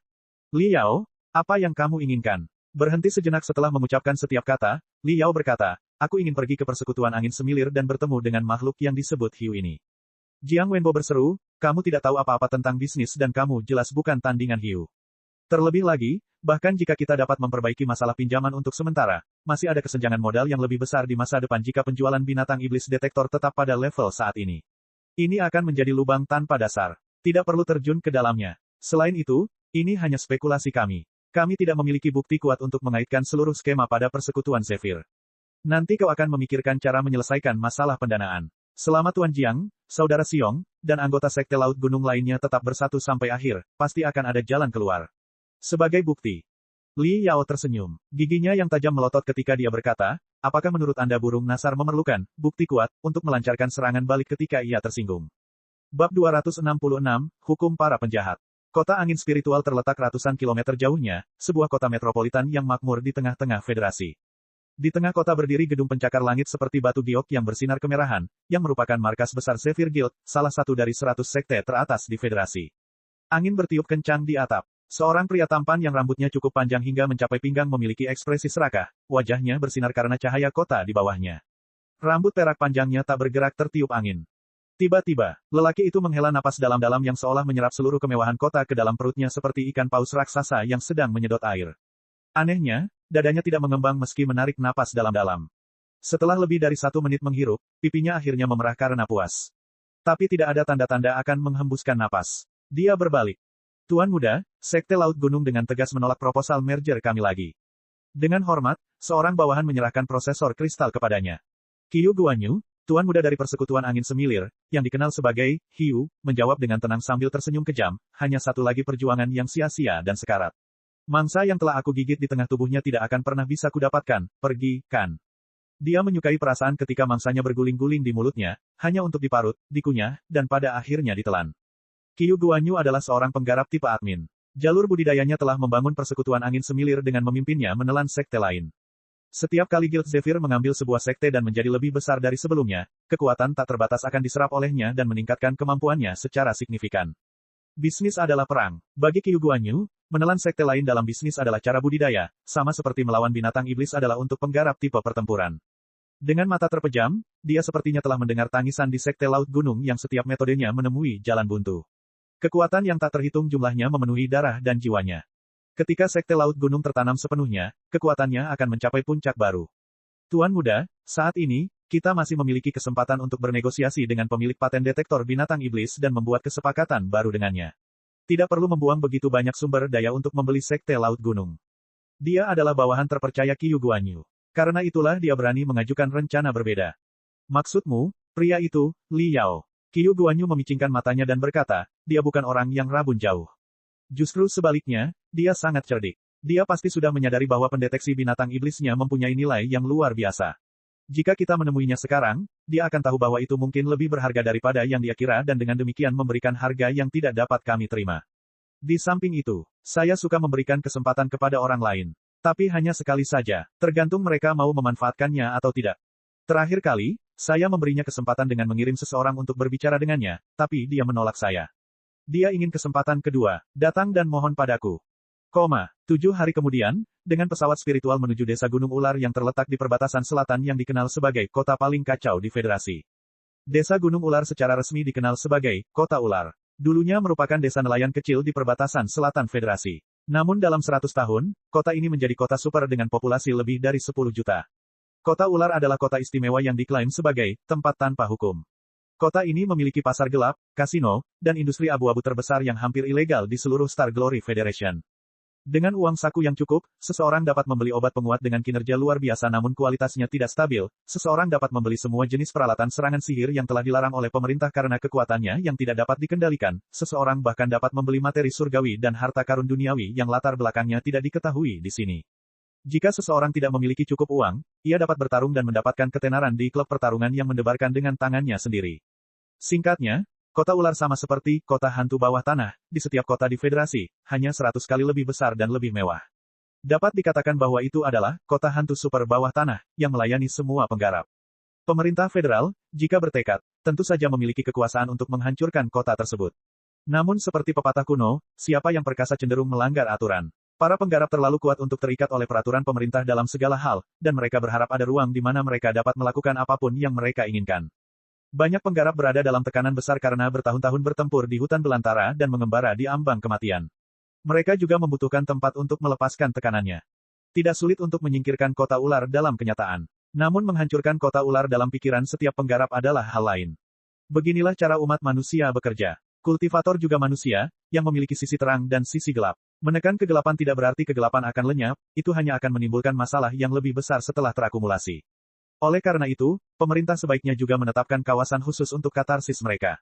Misalnya, Li Yao, yang telah mendapatkan sejumlah bahan surgawi dan harta karun duniawi dan tidak ingin latar belakang mereka diketahui, dapat pergi ke pasar gelap kota ular untuk menjualnya. Namun, dia masih harus mencari tempat untuk menjualnya jika tidak ada kota ular. Dalam hal ini dia harus melakukan transaksi rahasia dengan calon pembeli yang mungkin menyebabkan perkelahian geng karena rasa saling tidak percaya. Mengingat hal ini, kota ular dijadikan sebagai tempat perlindungan bagi kegelapan dan pelanggaran hukum para penggarap, seperti yang digambarkan dalam pepatah, bila air terlalu jernih, tidak akan ada ikan yang hidup di dalamnya. Saat ini, pemerintah mempunyai dan hanya dua, peraturan ketat untuk kota ular. Pertama, urusan di dalam kota ular harus ditangani di dalam kota ular. Masalah apapun yang berada di luar jangkauan kota ular harus dibiarkan begitu saja. Kedua, konflik antar penggarap harus diselesaikan antar penggarap dan tidak akan diselidiki kecuali salah satu pihak memintanya, bahkan jika ada kasus pembunuhan. Selain itu, penggarap dilarang keras untuk merugikan kepentingan orang biasa, dan jika ada yang melakukannya, penggarap yang bersalah akan dihukum dengan hukuman yang jauh lebih berat daripada hukuman di luar. Kedua aturan besi tersebut telah dijalankan dengan baik. Saat ini, arus kas harian kota ular berada pada skala miliaran. Kekuatan-kekuatan utama kota semuanya didukung oleh sekte-sekte teratas federasi, yang bekerja sama untuk menjaga ketertiban kota dan tidak akan pernah membiarkan orang gila mengganggu bisnis mereka. Bagi masyarakat awam, tidak hanya aman dalam sistem yang ada saat ini, mereka juga bisa mendapatkan keuntungan dari para penggarap kaya yang tidak segan-segan memberi mereka tips sebanyak 30.000 atau bahkan 50.000 setelah memenangkan banyak uang di kasino. Oleh karena itu, masyarakat awam juga menyetujui kota ular. 5 jam kemudian, pesawat spiritual itu mendarat di pinggiran kota ular. Li Yao naik kereta bawah tanah spiritual ke pusat kota. Berjalan di jalan dengan pohon palem dan kelapa di kedua sisinya sementara angin laut menerpa wajahnya dengan lembut, Li Yao merasa nyaman saat melihat warga berjalan dan berbicara sambil tertawa. Tidak pernah terpikir olehnya bahwa kota paling kacau di federasi, tempat tanpa hukum, bisa setenang kota metropolitan lainnya dan jauh lebih anggun daripada kota hantu bawah tanah kota tombak terapung. Namun, Li Yao tidak akan menurunkan kewaspadaannya begitu cepat. Dia telah menyematkan 2 Face Twister di dalam mulutnya, yang merupakan sejenis peralatan sihir khusus yang dapat memutar otot wajah penggunanya dengan melepaskan bioelektrik khusus. Memakainya, sepertinya Li Yao telah melakukan operasi plastik. Melalui manipulasi energi spiritual, tinggi badannya juga menyusut secara signifikan. Saat ini, Li Yao tampaknya adalah seorang kultivator tingkat rendah berusia 10 tahun yang siap untuk sedikit bersenang-senang setelah pertempuran brutal di dataran tinggi Grand Desolate. Orang-orang seperti dia ada di mana-mana di kota ular. Dia membawa ransel militer abu-abu yang berisi beberapa bahan surgawi dan harta karun duniawi yang nilainya kecil. Sebuah pedang rantai diayunkan di pinggangnya untuk menambah penyamarannya. Semua kartu asnya ada di dalam Cosmos Ring miliknya. Alasan mengapa dia tertunda selama 7 hari adalah untuk menyempurnakan lebih banyak peralatan sihir serangan. Selain barang biasa, dia juga membawa 50 petir api neraka. Kali ini, dia tidak lupa membawa Little Black dan juga menyembunyikannya di Cosmos Ring. Akan lebih baik jika semua orang membiarkan dia sendirian. Jika dia kesal, dia bisa melemparkan 50 petir api neraka ke markas mereka dan terbang dengan sayap hitam. Tidak ada yang bisa menangkapnya. Sambil memikirkan hal itu, Li Yao mencapai sebuah bangunan di bawah tanda bertuliskan, Paviliun Harta Karun Berlimpah, dan berjalan masuk. Paviliun Harta Karun Berlimpah adalah salah satu pasar gelap terbesar di kota ular. Meskipun disebut pasar gelap, pasar ini paling terkenal karena pelayanannya yang baik dan langkah-langkah keamanan yang menyeluruh. Berdagang dengan Bountiful Treasures Pavilion mungkin sedikit kurang menguntungkan, namun prosesnya akan selalu adil dan jujur. Pavilion Harta Karun Berlimpah bahkan menawarkan penjaga keamanan yang bisa mengawal pelanggan mereka sampai mereka keluar dari kota ular. Jika sesuatu terjadi pada pelanggan yang berdagang dengan Bountiful Treasures Pavilion, pendukungnya akan mencari tahu tersangkanya secara drastis dan melenyapkannya dengan cara yang jauh lebih kejam daripada polisi rahasia.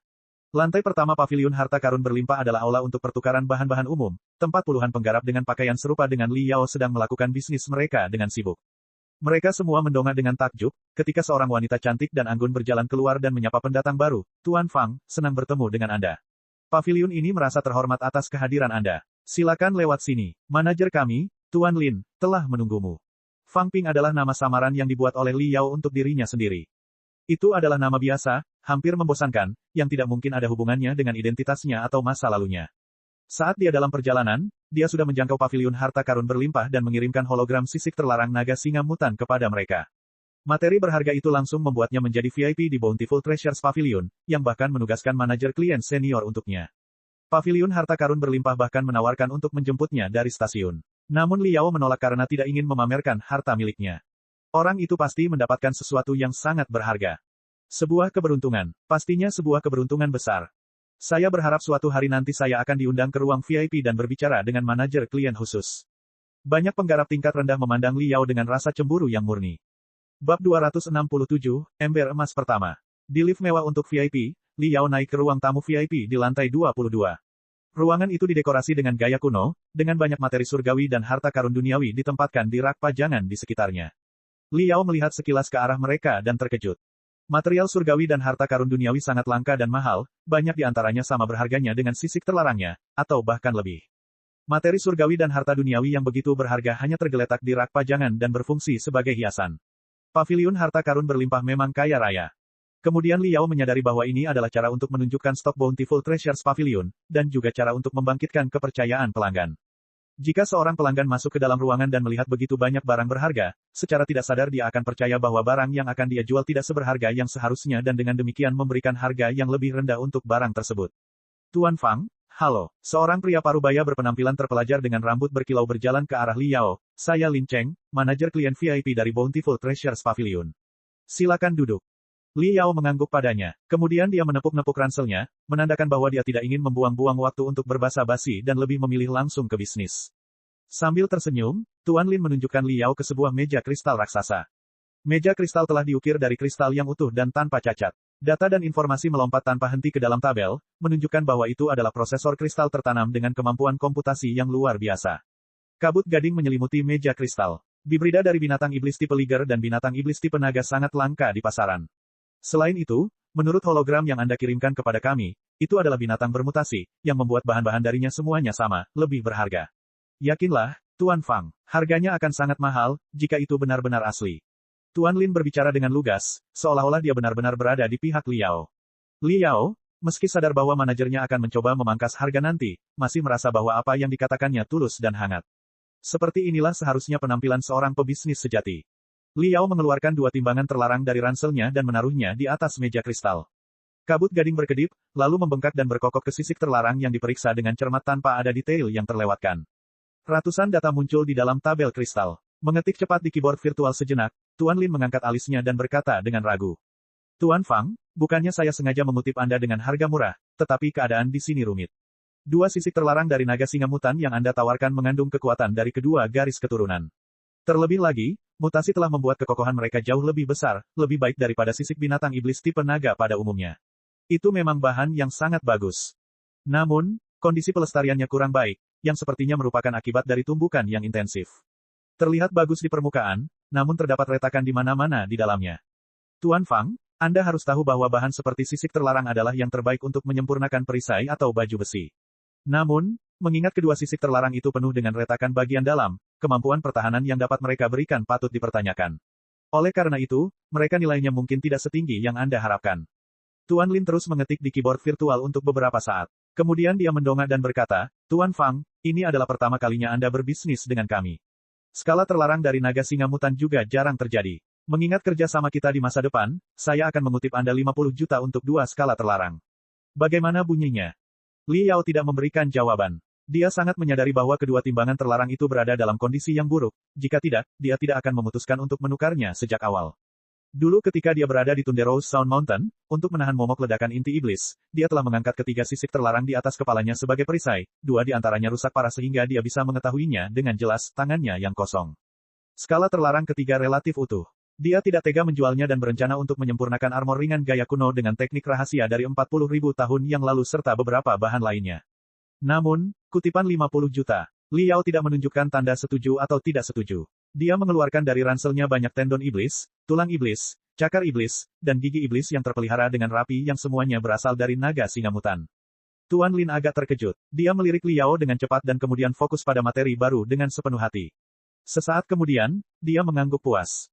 Bagus, bagus. Semua materialnya berasal dari naga singa mutan yang sama. Meskipun semuanya sedikit banyak rusak karena ledakan yang tampaknya besar, material tersebut dapat membantu meningkatkan kemampuan pertahanan dari sisik terlarang jika itu terjadi, disempurnakan bersama-sama. Li Yao tidak berhenti. Dia terus mengeluarkan piala yang dia dapatkan dari pasukan penyusup klan iblis, yang akhirnya menyebabkan mata Tuan Lin berbinar karena takjub. Meskipun anggota regu infiltrasi hanya berada pada level Jenderal Iblis, banyak dari mereka membawa peralatan sihir dari sektor iblis darah. Peralatan magis yang kuat seperti pencuri jiwa dan material yang relatif tidak bercacat terlalu berharga untuk dijual oleh Liao. Tapi barang-barang jelek yang dia bawa sudah cukup untuk membuat Tuan Lin terpesona. Tuan Lin berhenti bicara. Dia mengambil sepasang kacamata yang bentuknya aneh dan tampak seperti teleskop berukuran mini berwarna gading dari dasar meja kristal dan meletakkannya di hidungnya. Dua lampu perak bersinar dari kacamatanya. Dia mengamati barang-barang di atas meja. Setelah sekian lama, dia menghela napas dan berkata, meski kondisi pelestariannya buruk, sebenarnya jumlahnya sangat banyak. Bersama dengan dua timbangan terlarang, iya. Dua sisik terlarang memiliki 11 retakan dan 14 retakan di dalamnya, mengakibatkan hilangnya pertahanan masing-masing sebesar 22% dan 37%. Tapi karena kamu telah membawa banyak tulang iblis yang memiliki asal yang sama dengan sisik terlarang, kita bisa giling mereka dan masukkan bubuk ke dalam timbangan terlarang untuk mengisi celahnya. Sebelum dia dapat mengajukan penawaran barunya, Liao menyelanya, setelah diperbaiki, kekokohan dua skala terlarang seharusnya dapat dipulihkan hingga di atas 85%, yang mirip dengan bahan pertahanan berharga lainnya bernama 7 ular tinta, inci kulit. Tapi kulit 7 inci ular tinta jarang bisa sebesar itu. Biasanya harus dijahit agar lebih besar, dan persendian adalah kelemahan fatalnya. Di pasaran, kulit 7 inci ular tinta dengan ukuran seperti itu bernilai lebih dari 70 juta, dan Anda mungkin tidak memiliki kesempatan untuk membelinya meskipun Anda punya uang. Meski Bountiful Treasures Pavilion adalah pasar gelap, penawaran harga hanya 50 juta untuk dua sisik terlarang naga singa mutan masih terlalu tidak jujur. Kurasa kita bisa berhenti di sini jika kamu memaksakan penawaranmu. Tuan Lin benar-benar terkejut dengan apa yang dia katakan. Dia mengubah sikapnya dari keramahan yang dangkal menjadi rasa hormat yang tulus. Dia menyeka keringat dingin di dahinya. Menghitung dalam diam sejenak, dia berkata, Tuan Fang, Anda adalah ahli perdagangan. Anggap saja sekop adalah sekop. Memang benar bahwa dua timbangan terlarang, setelah diperbaiki, bisa sekuat milik ular tinta. Kulit 7 inci. Tapi mereka telah rusak dalam pertempuran sejak awal. Banyak penggarap kaya tidak ingin menghabiskan banyak uang untuk membeli baju besi perang yang terbuat dari bahan yang telah direnovasi, betapapun sempurnanya bahan tersebut telah diperbarui. Oleh karena itu, harga kulit 7 inci ular tinta tidak sesuai dengan skenario ini. 100 juta. 100 juta untuk dua skala terlarang. Dan 100 juta lagi untuk gabungan barang-barang lainnya. Tuan Fang, ini adalah hal terbaik yang bisa ditawarkan oleh paviliun harta karun berlimpah. Sebagai seorang ahli, Anda harus tahu bahwa kutipan tersebut adalah tentang nilai sebenarnya dari mereka. Lagi pula, kita juga perlu mendapat untung. Liao sedikit mengangguk, 200 juta cukup dekat dengan perkiraannya. Melalui jalur resmi, dia bisa menjualnya dengan harga 30 hingga 50 juta lebih tinggi, namun masih ada jejak transaksinya. Sebaliknya, pasar gelap jauh lebih lugas dan lugas. Oke, saya ingin 20 kartu bertanda jiwa dengan nilai nominal 10 juta. Kartu bertanda jiwa adalah kartu transfer emas anonim khusus yang disediakan oleh bank untuk pertukaran dalam jumlah besar di antara para penggarap. Meskipun kartu tersebut anonim, seorang penggarap dapat meninggalkan tanda jiwa unik di dalam kartu dan mengikat tanda jiwa tersebut dengan kartu bank lain. Setelah kartu tersebut dicuri, penggarap dapat segera merasakannya dan mentransfer uang di dalam kartu tersebut ke kartu lain secara telepati. Tanda jiwa juga dapat digunakan untuk menemukan lokasi kartu itu.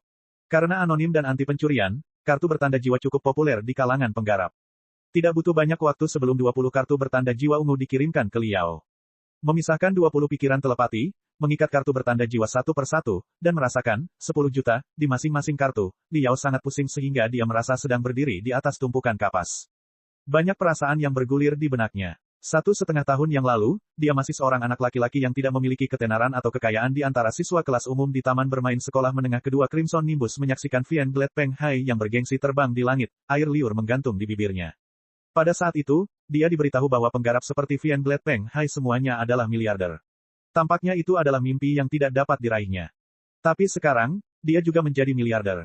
Menarik napas dalam-dalam, Liao menemukan bahwa di antara perasaan lainnya, tidak ada banyak kegembiraan. Karena dia adalah seorang kultivator. Menjadi miliarder mungkin merupakan impian seumur hidup bagi manusia biasa, namun itu hanyalah garis awal dalam dunia budidaya. Terlebih lagi, apa yang dikejarnya tidak bisa dibeli dengan uang. Tuan Lin tersenyum dan berkata, Tuan Fang, ini adalah pertama kalinya Anda ke sini dan Anda telah memberi kami banyak hal. Saya pribadi juga mendapat manfaat dari Anda, dengan perantara yang akan saya dapatkan. Terima kasih banyak, Tuan Fang. Jika ada hal lain yang Anda butuhkan, jangan ragu untuk bertanya kepada saya. Meskipun paviliun harta karun berlimpah hanyalah sebuah pasar, kami memiliki banyak koneksi di kota ular, dan itu adalah prinsip utama kami, untuk melayani pelanggan sampai mereka puas. Liao memikirkan sesuatu. Dia bertanya, selain membeli bahan, saya yakin Anda juga menjualnya. Tuan Lin mengangguk. Dia mendorong prosesor kristal dan tersenyum sopan. Tentu saja, paviliun harta karun berlimpah adalah salah satu pusat pertukaran material terbesar di Selatan Federasi. Kami menyediakan material apapun yang Anda minati. Ini adalah inventaris material terbaru yang kami tawarkan. Silakan lihat, Tuan Taring. Prosesor kristal memiliki kinerja yang luar biasa. Saat Liao membuka inventarisnya, dia memasuki tanah ilusi besar setengah langkah. Aliran informasi yang tak terhitung jumlahnya mengalir ke otaknya, yang merupakan pengenalan ribuan materi. Itu hanya daftar isi. Jika dirinci, ada jutaan materi dalam daftar. Liao melirik ke arah mereka dan menghela nafas. Kegembiraan apapun yang dia rasakan saat baru mendapatkan 200 juta itu telah hilang sepenuhnya sekarang. Bahan-bahan ini terlalu mahal. Sepertinya 200 juta untuk seorang penggarap tidak ada bedanya dengan 20.000 untuk manusia biasa. Dalam sekejap mata, semuanya akan hilang. Bab 268, yang tidak diketahui dan yang cacat. Esensi anggrek pasir, 40 juta untuk satu potong. Telur garis es jiwa harimau, 66 juta untuk satu potong. Apa? Bahkan ada inti iblis dari serigala guntur surgawi. Memodifikasi petir api neraka dengan itu dapat meningkatkan kekuatannya puluhan kali lipat. Tapi harganya juga gila, 250 juta untuk satu. Liao menelusuri inventaris dengan rakus. Sebagai seorang maniak peralatan magis, dia terpesona oleh bahan surgawi dan harta karun bumi yang langka dalam inventarisnya dan setengah berpikir untuk membeli semuanya. Namun ketika melihat ke dalam sakunya, dia menyadari, dengan sedih, bahwa hanya ada 20 kartu bertanda jiwa di dalamnya, yang bahkan tidak cukup untuk membeli 5 jenis bahan yang berbeda. Liao sepertinya telah kembali ke hari ketika dia menatap bebek panggang yang bernilai beberapa ratus porsi melalui jendela toko dengan lapar hanya dengan beberapa koin di sakunya. Kultivasi memang merupakan pekerjaan yang menghabiskan uang. Saya dulu melakukan pemurnian dengan bahan biasa dan tidak memahaminya. Tapi sekarang saya ingin menyempurnakan beberapa peralatan sihir yang kuat berdasarkan bahan surgawi dan harta karun duniawi. Saya akhirnya tahu bahwa uang memang merupakan hal yang berharga. Berdasarkan teknik pemurnian rahasia dari potongan ingatan Ouyezi, saya dapat menyempurnakan beberapa peralatan sihir yang cocok untuk saya dan dapat meningkatkan kemampuan tempur saya secara signifikan. Namun menurut inventaris ini, bahan bakunya saja akan menghabiskan biaya 1 miliar. Dan itu belum termasuk biaya lokakarya pemurnian Vienstart. Bahkan jika saya membeli pecahan dunia dengan hipotek, saya masih harus membayar uang muka sebesar 30%. Mengingat saya hanya seorang penggarap tahap penyempurnaan dan seorang mahasiswa yang tidak memiliki penghasilan tetap, bank mungkin tidak menyetujui tingkat uang muka. Jika mereka meminta tarif lebih tinggi, uang yang harus saya bayarkan akan meningkat pesat. Selain itu, masih ada biaya modifikasi pecahan dunia. Karena saya akan membangun bengkel penyulingan pribadi, tentu saja, semuanya harus dilakukan sesuai dengan standar tertinggi, yang mungkin akan menghabiskan biaya beberapa ratus juta. Pengeluaran ini, jika dihitung bersama, hampir mencapai 2 miliar. Lagi pula, aku masih ingin bergulat dengan hiu ini, Qiu Guanyu, dari persekutuan Zephyr. Yang berarti aku memerlukan 3 hingga 500 juta lagi. Liao mengertakkan giginya tanpa dia sadari. Dia bukanlah orang yang rela bertekuk lutut pada yang berkuasa. Selain itu, Guan Xiong dari Sekte Laut Gunung telah menyelamatkan nyawanya sebelumnya. Persekutuan Zephyr menghajar Persatuan Laut Gunung agar menyerahkan detektor binatang iblis dengan cara curang, yang benar-benar membuat Liao marah. Sebagai seorang pemurni, dia memperlakukan peralatan sihir yang dia sempurnakan sebagai anak-anaknya. Kini setelah persekutuan Zephyr memfitnah anak-anaknya, dia siap melakukan serangan balik yang serius. Haruskah aku menjual lebih banyak bahan lagi? Liao tidak bisa mengambil keputusan. Bahan-bahan yang tersisa di Cosmos Ring telah dipilih dengan cermat olehnya. Mereka tidak terkena dampak ledakan dan semuanya dalam kondisi baik. Dia sedang bersiap untuk menyempurnakannya menjadi peralatan sihir. Dengan begitu, dia akan memperoleh keuntungan yang jauh lebih besar. Melihat keraguan-raguannya, Tuan Lin mengeluarkan inventaris bahan kedua tanpa mengatakan apapun. Bahan-bahan pada inventaris kedua jauh lebih murah dibandingkan dengan inventaris sebelumnya. Sebagian besar harganya berada di level jutaan. Beberapa bahannya bahkan hanya beberapa ratus ribu saja. Namun, setelah melihat sekilas, Liao menemukan bahwa dia hampir tidak mengetahui barang apapun di inventarisnya, dan beberapa bahan surgawi dan harta karun duniawi yang dia tahu jauh lebih murah daripada harga pasar. Liao memandang Tuan Lin dengan curiga. Tuan Lin menjelaskan, semua bahannya tidak diketahui dan bahannya cacat, itulah sebabnya harganya lebih rendah dari biasanya. Alam semesta begitu luas sehingga ada banyak materi yang tidak pernah dilihat, tidak pernah diketahui, dan tidak dapat dipahami oleh para penggarap sektor asal surga, dan gagal memahami karakteristiknya ketika mereka menemukannya. Beberapa materi diambil dari fragmen dunia, beberapa dibawa ke sektor asal surga oleh bintang jatuh, beberapa ditemukan jauh di bawah tanah sektor asal surga. Karena latar belakang dan atribut mereka tidak jelas, sulit untuk menyempurnakannya menjadi perlengkapan sihir. Oleh karena itu, harga mereka relatif rendah. Namun, jika seseorang cukup pintar untuk melihat nilai suatu bahan yang tidak diketahui dan kemungkinan penggunaannya, dia akan dapat membeli dengan harga yang sangat murah. Adapun bahan yang cacat, itu seperti timbangan terlarang yang dibawa Liao, hanya rusak ratusan kali lebih parah, hampir tidak dapat diperbaiki. Oleh karena itu, harga mereka jauh lebih rendah dibandingkan harga normalnya. Terkadang harganya hanya 1/10 dari harga aslinya. Jika seorang penyuling mempunyai teknik rahasia untuk memperbaiki bahan-bahannya, atau hanya memilih menggunakannya untuk tujuan tambahan, maka akan menjadi tawaran yang bagus juga untuk membeli kembali beberapa bahan yang cacat. Mata Liao melotot kegirangan. Ada beberapa teknik rahasia di klan 100 peleburan untuk memperbaiki bahan yang rusak. Meskipun tidak mungkin memperbarui material secara keseluruhan, tingkat kegunaan material tersebut dapat ditingkatkan secara signifikan. Sekarang dia tidak cukup kaya untuk membeli bahan-bahan kelas 1, dia mungkin juga membeli beberapa bahan yang cacat. Bagaimana saya bisa membeli bahan yang tidak diketahui dan bahan yang cacat? Tuan Lin tersenyum. Prosedur perdagangan bahan yang tidak diketahui dan bahan cacat berbeda dengan bahan biasa. Karena kualitas dan kinerja bahan-bahan biasa relatif stabil, Bountiful Treasures Pavilion menjamin bahwa semuanya benar-benar sesuai dengan deskripsi di inventaris. Pelanggan kami dapat membeli apapun yang mereka inginkan dengan berbelanja melalui inventaris. Jika tidak, puas atas pembeliannya ketika sudah terkirim, apapun yang telah mereka beli dapat dikembalikan atau diganti sesuai keinginan mereka. Tetapi pavilion harta karun berlimpah tidak dapat memastikan nilai dari bahan-bahan yang tidak diketahui dan bahan-bahan yang cacat. Untuk beberapa bahan, kami bahkan tidak tahu bahan apa itu. Oleh karena itu, pelanggan diperbolehkan untuk memeriksa bahan-bahan tersebut secara langsung sebelum melakukan pemesanan. Bahan-bahan seperti itu memang murah. Tapi bahan-bahan tersebut tidak dapat dikembalikan setelah dibeli. Jadi, mari kita luruskan satu hal. Pavilion harta karun yang berlimpah tidak mendukung satu pun bahan tersebut. Kemungkinannya adalah seseorang akan menghabiskan beberapa juta untuk membeli bahan-bahan tersebut, dianggap berharga, hanya untuk mengetahui bahwa itu adalah batu yang aneh pada akhirnya. Pavilion harta karun yang berlimpah tidak akan bertanggung jawab dalam kasus seperti itu. Tuan Lin berhenti sejenak dan berkata, ini bukanlah aturan yang dibuat oleh Pavilion harta karun berlimpah, namun merupakan praktik umum dari semua pusat pertukaran materi di dalam dan di luar kota ular. Tuan Lin tersenyum dan melanjutkan, memang beresiko membeli bahan-bahan yang tidak dikenal dan bahan-bahan yang cacat. Tapi hasilnya juga bisa luar biasa, jika Anda memilih barang yang tepat. Seseorang menjadi raja dalam semalam, namun seseorang begitu kecanduan pada bahan tersebut, aktivitas yang mereka bayarkan beberapa miliar untuk banyak sampah.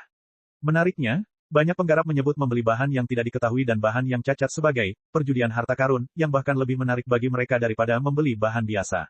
Kebetulan saja, Tuan Lin mengeluarkan kartu zamrud yang terbuat dari batu giok hijau dari sakunya dan berkata, jika Tuan Fang ingin membeli bahan yang tidak diketahui dan bahan yang cacat, saya dapat membawa Anda ke gudang sekarang.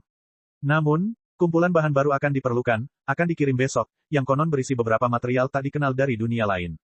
Banyak penggarap telah menyatakan minat mereka. Oleh karena itu, Pavilion Harta Karun Berlimpah akan mengadakan pameran perdagangan besar untuk material tak dikenal dan material cacat dalam waktu 2 hari. Tuan Fang tampaknya ahli dalam bisnis ini, saya berasumsi Anda juga tertarik. Ini adalah kartu undangan VIP untuk Anda. Silakan simpan. Jika Anda tidak sibuk dalam 2 hari, silakan mampir. Petik 2. Li Yao langsung tertarik. Materi tak dikenal dari dunia lain. Itu akan membuka mata. Ada urusan lain yang perlu dia selesaikan di kota ular, yang bagaimanapun juga akan memakan biaya 2 hari lagi. Oleh karena itu, dia menerima kartu tersebut dan menjawab tanpa ragu, tentu. Saya akan berada di pameran perdagangan dalam 2 hari. Setelah berpikir sejenak, dia bertanya, Tuan Lin, saya sedang mencari seorang kripto hacker yang hebat. Apakah Anda tahu kepada siapa saya dapat berpaling? Tuan Lin menjawab, ada beberapa peretas kripto yang terampil dan berpengalaman di dalam pavilion harta karun berlimpah. Harap tunggu sebentar, Tuan Fang. Dia mengetik cepat di keyboard untuk beberapa saat dan berseru kegirangan, Tuan Qin sedang ada waktu luang saat ini. Saya sudah membuat janji. Saya akan menunjukkan jalannya kepada Anda, Tuan Fang. Tuan Qin adalah seorang pria parubaya yang gemuk, botak, dan mungkin memiliki berat lebih dari 150 kg. Kantornya penuh dengan komponen prosesor kristal. Kabel kristal ada di mana-mana, seperti jaring laba-laba bertitik tebal. Lusinan prosesor kristal mini terbang di antara kabel kristal, bersenandung seperti lebah yang sibuk di tengah bunga. Menakjubkan, Li Yao juga seorang penggemar prosesor kristal. Dia segera menyadari bahwa Master Qin ini telah merakit prosesor kristal super dengan kemampuan komputasi gila dengan membongkar 7 jenis prosesor kristal mainframe dan memodifikasinya. Ruangan itu adalah cangkang dari prosesor kristal. Mereka sedang berdiri di dalamnya sekarang. Tentu saja, Li Yao cukup pintar untuk tidak memberinya cincin kosmos secara langsung. Dia telah menguraikan enkripsi ganda di Cosmos Ring dan memasukkannya ke dalam prosesor kristal mini. Selama kripto hacker menunjukkan kepadanya cara mengatasinya, dia akan mampu mengurus sisanya. Li Yao menyerahkan prosesor kristal mini. Tuan Qin tidak terlalu memperhatikannya pada awalnya. Dia terus menjejalkan buah-buahan dan kue kering di depannya ke dalam mulutnya, sementara beberapa kabel kristal menghubungkan prosesor kristal mini ke prosesor kristal super secara otomatis. 4 sinar cahaya muncul di depannya. Deretan data mengalir deras seperti badai hijau. Setengah menit kemudian, Tuan Qin berhenti makan makanan ringan. Keringat berminyak mengalir di dahinya. Semenit kemudian, Tuan Qin duduk tegak. 8 berkas cahaya berkedip di depannya. Jari-jarinya yang tebal dan pendek menekan keyboard virtual. 2 menit kemudian, mata Tuan Qin bersinar merah. Suara-suara berisik keluar dari tenggorokannya, menunjukkan bahwa dia menanggapinya dengan lebih serius dari sebelumnya. Ada lebih dari 50 kabel kristal yang terhubung ke prosesor kristal mini, dan 12 berkas cahaya melayang di depan Master Qin. 5 menit kemudian, Tuan Qin menghentikan semua tindakannya. Otot-otot wajahnya berkerut saat dia berpikir keras. 10 menit kemudian, setelah menghela nafas panjang, Tuan Qin pingsan seperti kantong beras yang baru saja dikosongkan. Enkripsi ganda ini sangat aneh dan sepertinya tidak berasal dari satu orang. Sebaliknya, tampaknya ada jarak ratusan tahun antara kedua enkripsi tersebut. Juga, kedua enkripsi tersebut memiliki gaya yang aneh. Yang pertama eksentrik, yang kedua kejam dan agresif. Jika saya memecahkannya dengan kekerasan, kemungkinan besar prosesor kristal saya akan mati. Bab 269, Bak tak terlihat. Merenung sejenak, Master Qin menggelengkan kepalanya dan berkata, enkripsi kedua jelas konsisten dengan gaya enkripsi kuno dari Star Ocean Imperium, yang mana saya bukan ahlinya. Jika saya diberi waktu 1 bulan lagi, saya mungkin dapat membuat algoritma baru untuk melewatinya. Namun peluang keberhasilannya tidak terlalu menjanjikan, 30% teratas. Li Yao mengerutkan kening. Dia tidak menyangka enkripsi di kosmos ring menjadi begitu rumit. Tapi itu masuk akal jika dipikir-pikir lagi. Jika enkripsinya sederhana, iblis ular itu pasti sudah memecahkannya, dan bukan dia yang mengambil keuntungan sekarang. Li Yao berkata, saya bisa memberi Anda waktu 1 bulan. Tetapi tingkat keberhasilan 30% terlalu rendah bagi saya. Terima kasih atas usaha Anda, Guru Qin. Saat dia berbicara, dia mengambil kembali prosesor kristal mini. Master Qin mengirimkan prosesor kristal mini ke dadanya dengan memanipulasi kabel kristal. Dia berpikir sejenak dan berkata, enkripsi kuno Star Ocean Imperium adalah bidang penelitian yang sangat istimewa. Tidak banyak peretas kripto di kota ular yang mengenalnya. Coba saya lihat. Anda dapat mencoba dan melihat apakah Yuan Qi, Invisible Bug, bisa melakukan sesuatu untuk mengatasinya. Bug tak terlihat. Li Yao memicingkan matanya. Dia mulai bertanya-tanya apa arti julukan ini. 1 jam kemudian, Li Yao berjalan ke bawah tanah kota ular dan menaiki lift raksasa. Setiap kota besar di Federasi memiliki kota hantu bawah tanah. Kota ular tidak terkecuali. Atau lebih tepatnya, dunia bawah tanah yang 10 kali lebih besar dari yang ada di tanah adalah bagian utama dari kota ular. Li Yao teringat apa yang Guru Qin katakan padanya. Yuan Qi, Bak tak terlihat, bukan milik organisasi manapun. Dia adalah seorang kultivator yang tidak terafiliasi. Sebagai seorang penggarap tipe penelitian dan juga seorang kripto hacker yang jenius, dia telah memecahkan enkripsi yang tak terhitung jumlahnya dan membobol prosesor kristal mainframe dari banyak sekte besar. Dia seperti serangga kecil tak berbentuk yang tidak bisa dihentikan oleh penghalang apapun. Dia dicari oleh pemerintah federal karena gangguan ilegal. Belakangan, dia entah bagaimana membuat kesepakatan dengan pemerintah federal, atau mungkin pemerintah federal terlalu menghargai bakatnya. Apapun alasannya, namanya menghilang dari daftar orang yang dicari, dan dia pindah ke kota ular, dia tidak menimbulkan masalah lagi sejak saat itu. Atau lebih tepatnya, dia berhenti membuat masalah dengan nama, Invisible Bug. Bahkan jika dia menimbulkan masalah, tidak ada lagi yang bisa menghubungkannya dengan nama, Bug tak terlihat. Dia adalah tipe orang yang dicari Li Yao. Bam!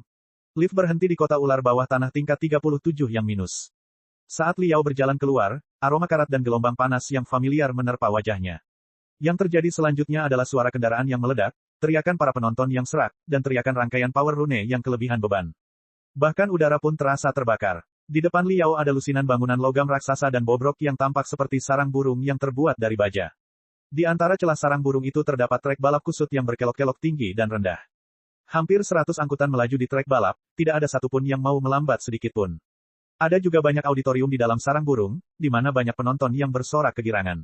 Ketika sebuah pesawat ulang-alik melewati mereka dalam jarak dekat, akan selalu ada teriakan-teriakan gila. Kubah kota bawah tanah menampilkan banyak berkas cahaya, masing-masing melambangkan fragmen dunia yang berbeda. Kondisi pecahan dunia sangat buruk. Beberapa sedang hujan deras, beberapa mengalami letusan gunung berapi, beberapa kehilangan gravitasi dan batu-batu kasar berterbangan di udara. Pesawat ulang-alik yang tak terhitung jumlahnya melaju seperti kilat di pecahan dunia. Level ini adalah Super Shuttles Racing Arena, di bawah tanah kota ular. Antar jemput super adalah jenis antar jemput khusus.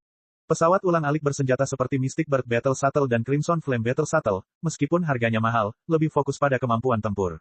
Oleh karena itu, mereka sering membawa banyak perlengkapan sihir serangan. Desain bentuk mereka juga mempertimbangkan kebutuhan pertempuran. Secara keseluruhan, kecepatan mereka bukanlah yang tercepat. Pesawat ulang-alik super adalah sejenis pesawat ulang-alik yang disempurnakan dengan kecepatan sebagai prioritasnya. Semua komponen yang tidak perlu dihilangkan untuk meminimalkan bobot. Kenyamanan, kemampuan menyerang, dan kemampuan bertahan semuanya dikesampingkan, hanya untuk meningkatkan kecepatan tertinggi pesawat ulang-alik. Balap ulang-alik adalah olahraga populer di dunia budidaya. Ketika mereka melaju dengan kecepatan supersonik, bahkan para penggarap dapat merasakan jantung mereka berdetak kencang dan darah mereka membengkak. Oleh karena itu, banyak penggarap sangat menyukai balap shuttle. Yuan Qi, serangga tak terlihat, adalah salah satunya. Dia sangat menyukai olahraga, jika tidak kecanduan. Berdiri di luar salah satu arena balap pesawat ulang-alik, Li Yao sedang kesurupan. Kenangan entah dari mana membanjiri dan menenggelamkannya seperti air pasang. Mimpi aneh yang menghantuinya sejak dia masih kecil, di mana Li Yao, seorang penduduk bumi, adalah mekanik mobil balap terbaik dan pembalap bawah tanah paling terampil di kotanya, kembali muncul. Li Yao telah mengubur mimpi itu jauh di dalam otaknya. Dia hampir tidak menyentuh apapun yang berhubungan dengan balap shuttle sepanjang hidupnya. Selama 1,5 tahun terakhir, setelah dia menyerap ingatan Ouyezi, klan 100 peleburan 40.000 tahun yang lalulah yang sering muncul dalam mimpinya. Li Yao, penduduk bumi sudah lama tidak mengunjunginya. Ia bahkan mengira mimpinya sudah hilang. Namun ketika dia sedang berdiri di luar arena balap shuttle mendengarkan suara gemuruh, dentuman, retakan dan teriakan, dia tiba-tiba menyadari. Segel tak berwujud jauh di dalam kepalanya telah terkoyak seketika, seperti binatang buas yang baru saja keluar dari kandang yang telah dikurung selama bertahun-tahun. Kekuatan menjengkelkan mengalir melalui nadinya. Setiap jari tangan dan kakinya mulai terasa gatal dan gemetar tak terkendali. Puff, Li Yao menghela napas panjang. Dari semua hal di dunia, Bak Yuan Qi tak terlihat ini paling menyukai balap pesawat ulang-alik. Li Yao telah merencanakan untuk menunggu Yuan Qi di luar arena, tetapi seseorang sepertinya telah membacakan mantra di kakinya yang membawanya ke dalamnya. Li Yao menggunakan lift untuk mencapai celah di atas sarang burung dan duduk di kursi acak. Di tengah sarang burung, perlombaan antar jemput akan segera berakhir. 8 angkutan dalam permainan semuanya melaju dengan kecepatan supersonik. Suara-suara yang memekakkan telinga diubah oleh susunan rune menjadi raungan yang mendidih, yang membawa perasaan momentum yang otentik bagi para penonton. Aduh, aduh, aduh. Trek balap di sarang burung semuanya berbentuk 3 dimensi. Mereka saling terlibat, dan ada tebing serta tembok tinggi di sana-sini. Terkadang angkutan di atasnya perlu bergerak secara vertikal atau bahkan berputar 360 derajat. Pada semburan terakhir, 3 angkutan, karena reaksi lambat, menabrak pagar pembatas. Untungnya, ada susunan rune pertahanan di trek balap dan gelatin merah untuk melindungi pengemudi di dalam angkutan. Semua pengemudi tidak terluka setelah kecelakaan itu, meski kini angkutan mereka hanya berupa tumpukan sampah. 5 angkutan lainnya terus mengejar satu sama lain. Sebuah pesawat ulang-alik hitam memimpin, diikuti oleh pesawat oranye, yang mencoba mengungguli pesawat ulang-alik hitam di depannya. Tapi pesawat ulang-alik hitam itu menekan pesawat oranye sepanjang waktu. Pada tikungan terakhir, shuttle oranye hampir menabrak tembok karena akselerasi yang berlebihan. Saat ia menyesuaikan arah dan kecepatannya, 2 pesawat ulang-alik lainnya melampauinya, menjadikannya posisi keempat pada akhirnya. Aduh, pesawat ulang-alik hitam adalah yang pertama melewati garis finish. Perlombaan dimenangkan. Sesaat kemudian, kelima angkutan tersebut semuanya tiba di area pemeliharaan di bawah sarang burung. Pintu pesawat ulang-alik oranye, yang berisi serangga terbang bersayap 2, dibuka.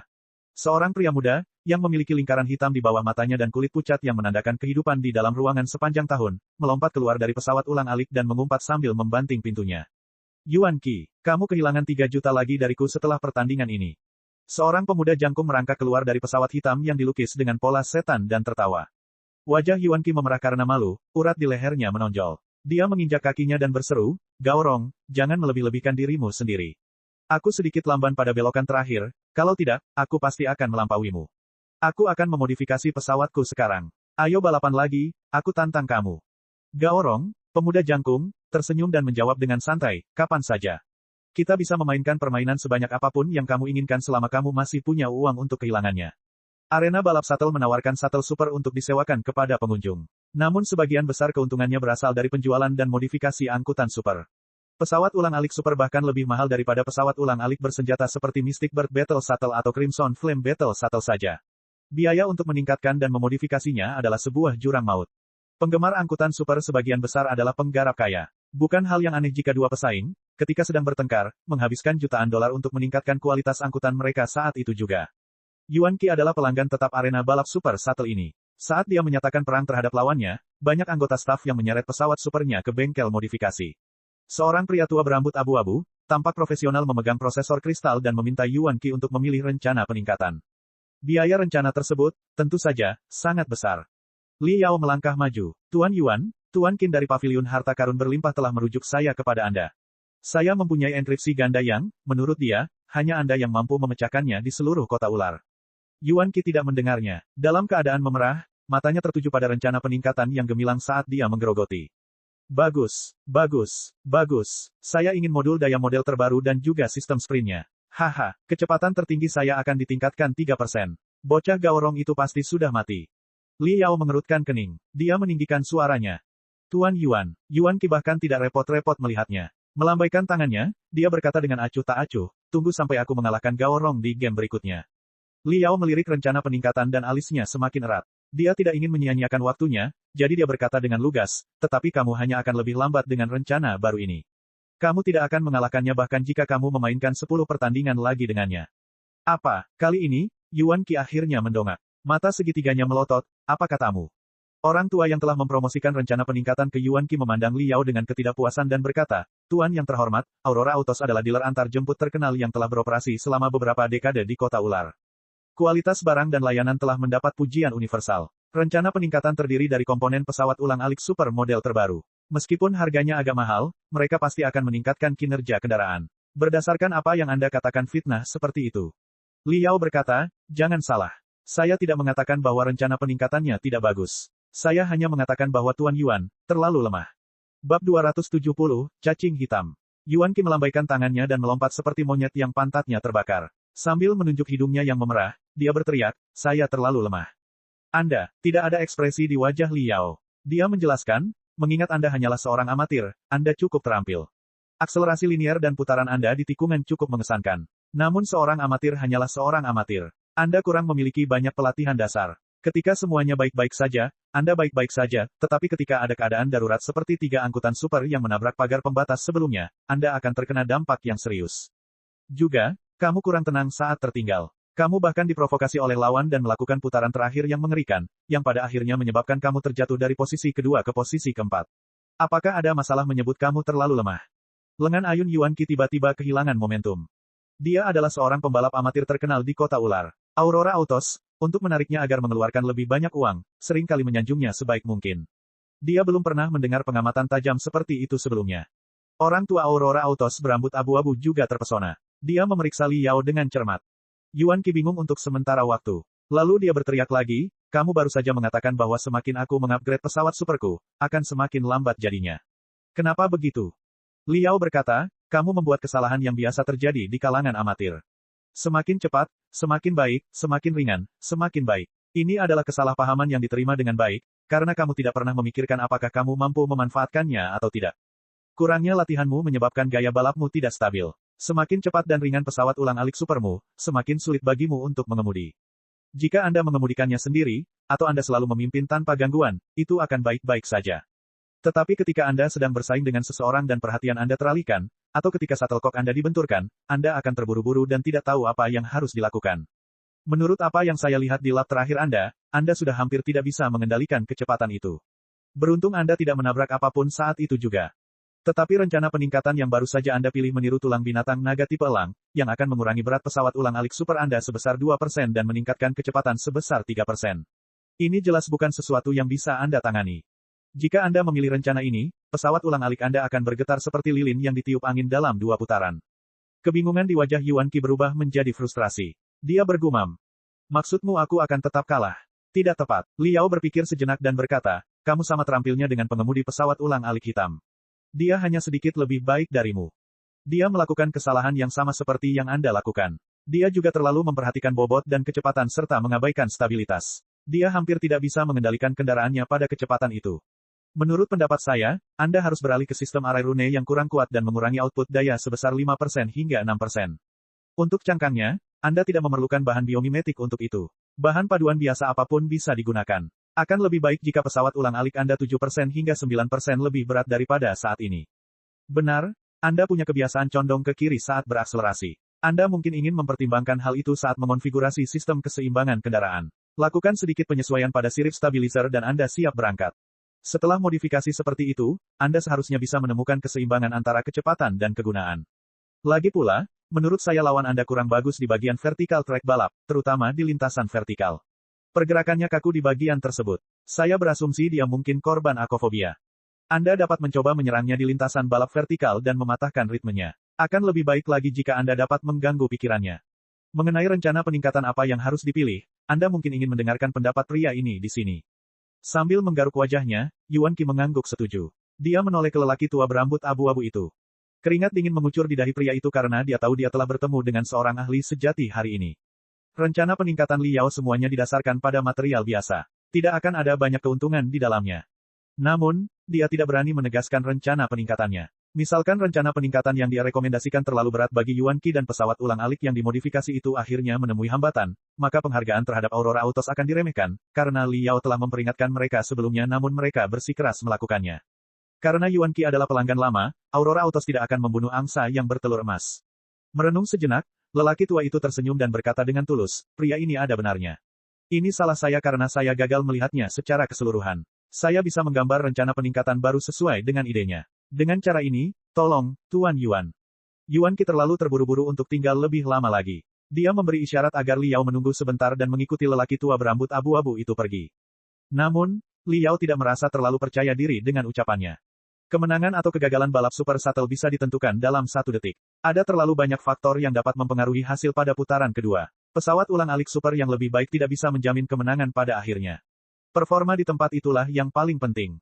Jika Yuan Qi tidak dalam kondisi terbaiknya dan kalah, dia pasti akan menyalahkan Li Yao atas kegagalannya. Ini akan menjadi buruk.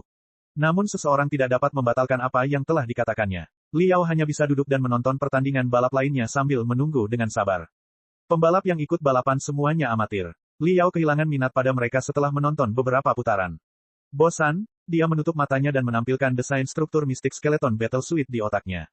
Mengubur dirinya di dalam setelan itu, Li Yao mulai belajar. Baru 2 jam kemudian, ketika dia sedang memikirkan ide luar biasa, dia disela oleh jeritan liar dan gembira. Saya memenangkan pertandingan. Li Yao membuka matanya. Yuan Qi tertawa dengan mulut terbuka lebar di depannya. Dia berteriak, hei, selama 2 tahun aku berkompetisi dengan Gaorong, aku belum pernah mengalami pertandingan yang menggembirakan seperti hari ini. Aku mendorongnya ke sudut dan pesawatnya terbalik. Temanku, kamu benar-benar tahu apa yang terjadi, kamu berbicara tentang. Saat dia berbicara, Yuan Qi mengulurkan tangannya dan berkata, kamu bilang kamu memiliki enkripsi yang kamu ingin aku pecahkan. Biarkan aku melihatnya. Li Yao tersenyum dan menyerahkan prosesor kristal mini sebelum mengaktifkan enkripsi ganda. Tanpa pencerahanmu, aku akan menempuh jalur modifikasi berlebihan dan tidak akan pernah kembali lagi. Tidak akan ada kesempatan bagiku untuk mengalahkan Gaorong lagi. Beruntung bagiku, beruntung bagiku. Yuan Qi menelusuri enkripsi dengan santai sambil berbicara tanpa henti, masih berkutat di dunia angkutan super dan kemenangannya. Sesaat kemudian, dia tersentak dan tampak menjadi orang yang berbeda. Kemudahan di wajahnya digantikan oleh kesungguhan. Ada 2 danau yang dalam di matanya. Dia bergumam, cantik, indah sekali. Enkripsi gandanya sungguh indah. Yuan Qi menatap sinar prosesor kristal saat dia berjalan maju, melupakan keberadaan Li Yao. Baru setelah dia berada di pintu keluar arena balap Super Shuttle dia teringat bahwa pemilik enkripsi ganda ada di sampingnya. Dia berseru, ayo pergi ke tempatku. Yuan Qi tinggal di lantai -45 kota ular, yang penuh dengan bengkel antar jemput dan dealer prosesor kristal bekas. Super Shuttle adalah cintaku, prosesor kristal adalah hidupku. Aku bisa mendapatkan keduanya di sini. Melewati tumpukan limbah pengolah kristal, Yuan Qi membawa Li Yao ke pintu gudang kumuh. Li Yao mengamati lingkungan dengan benang rohaninya dan terkejut.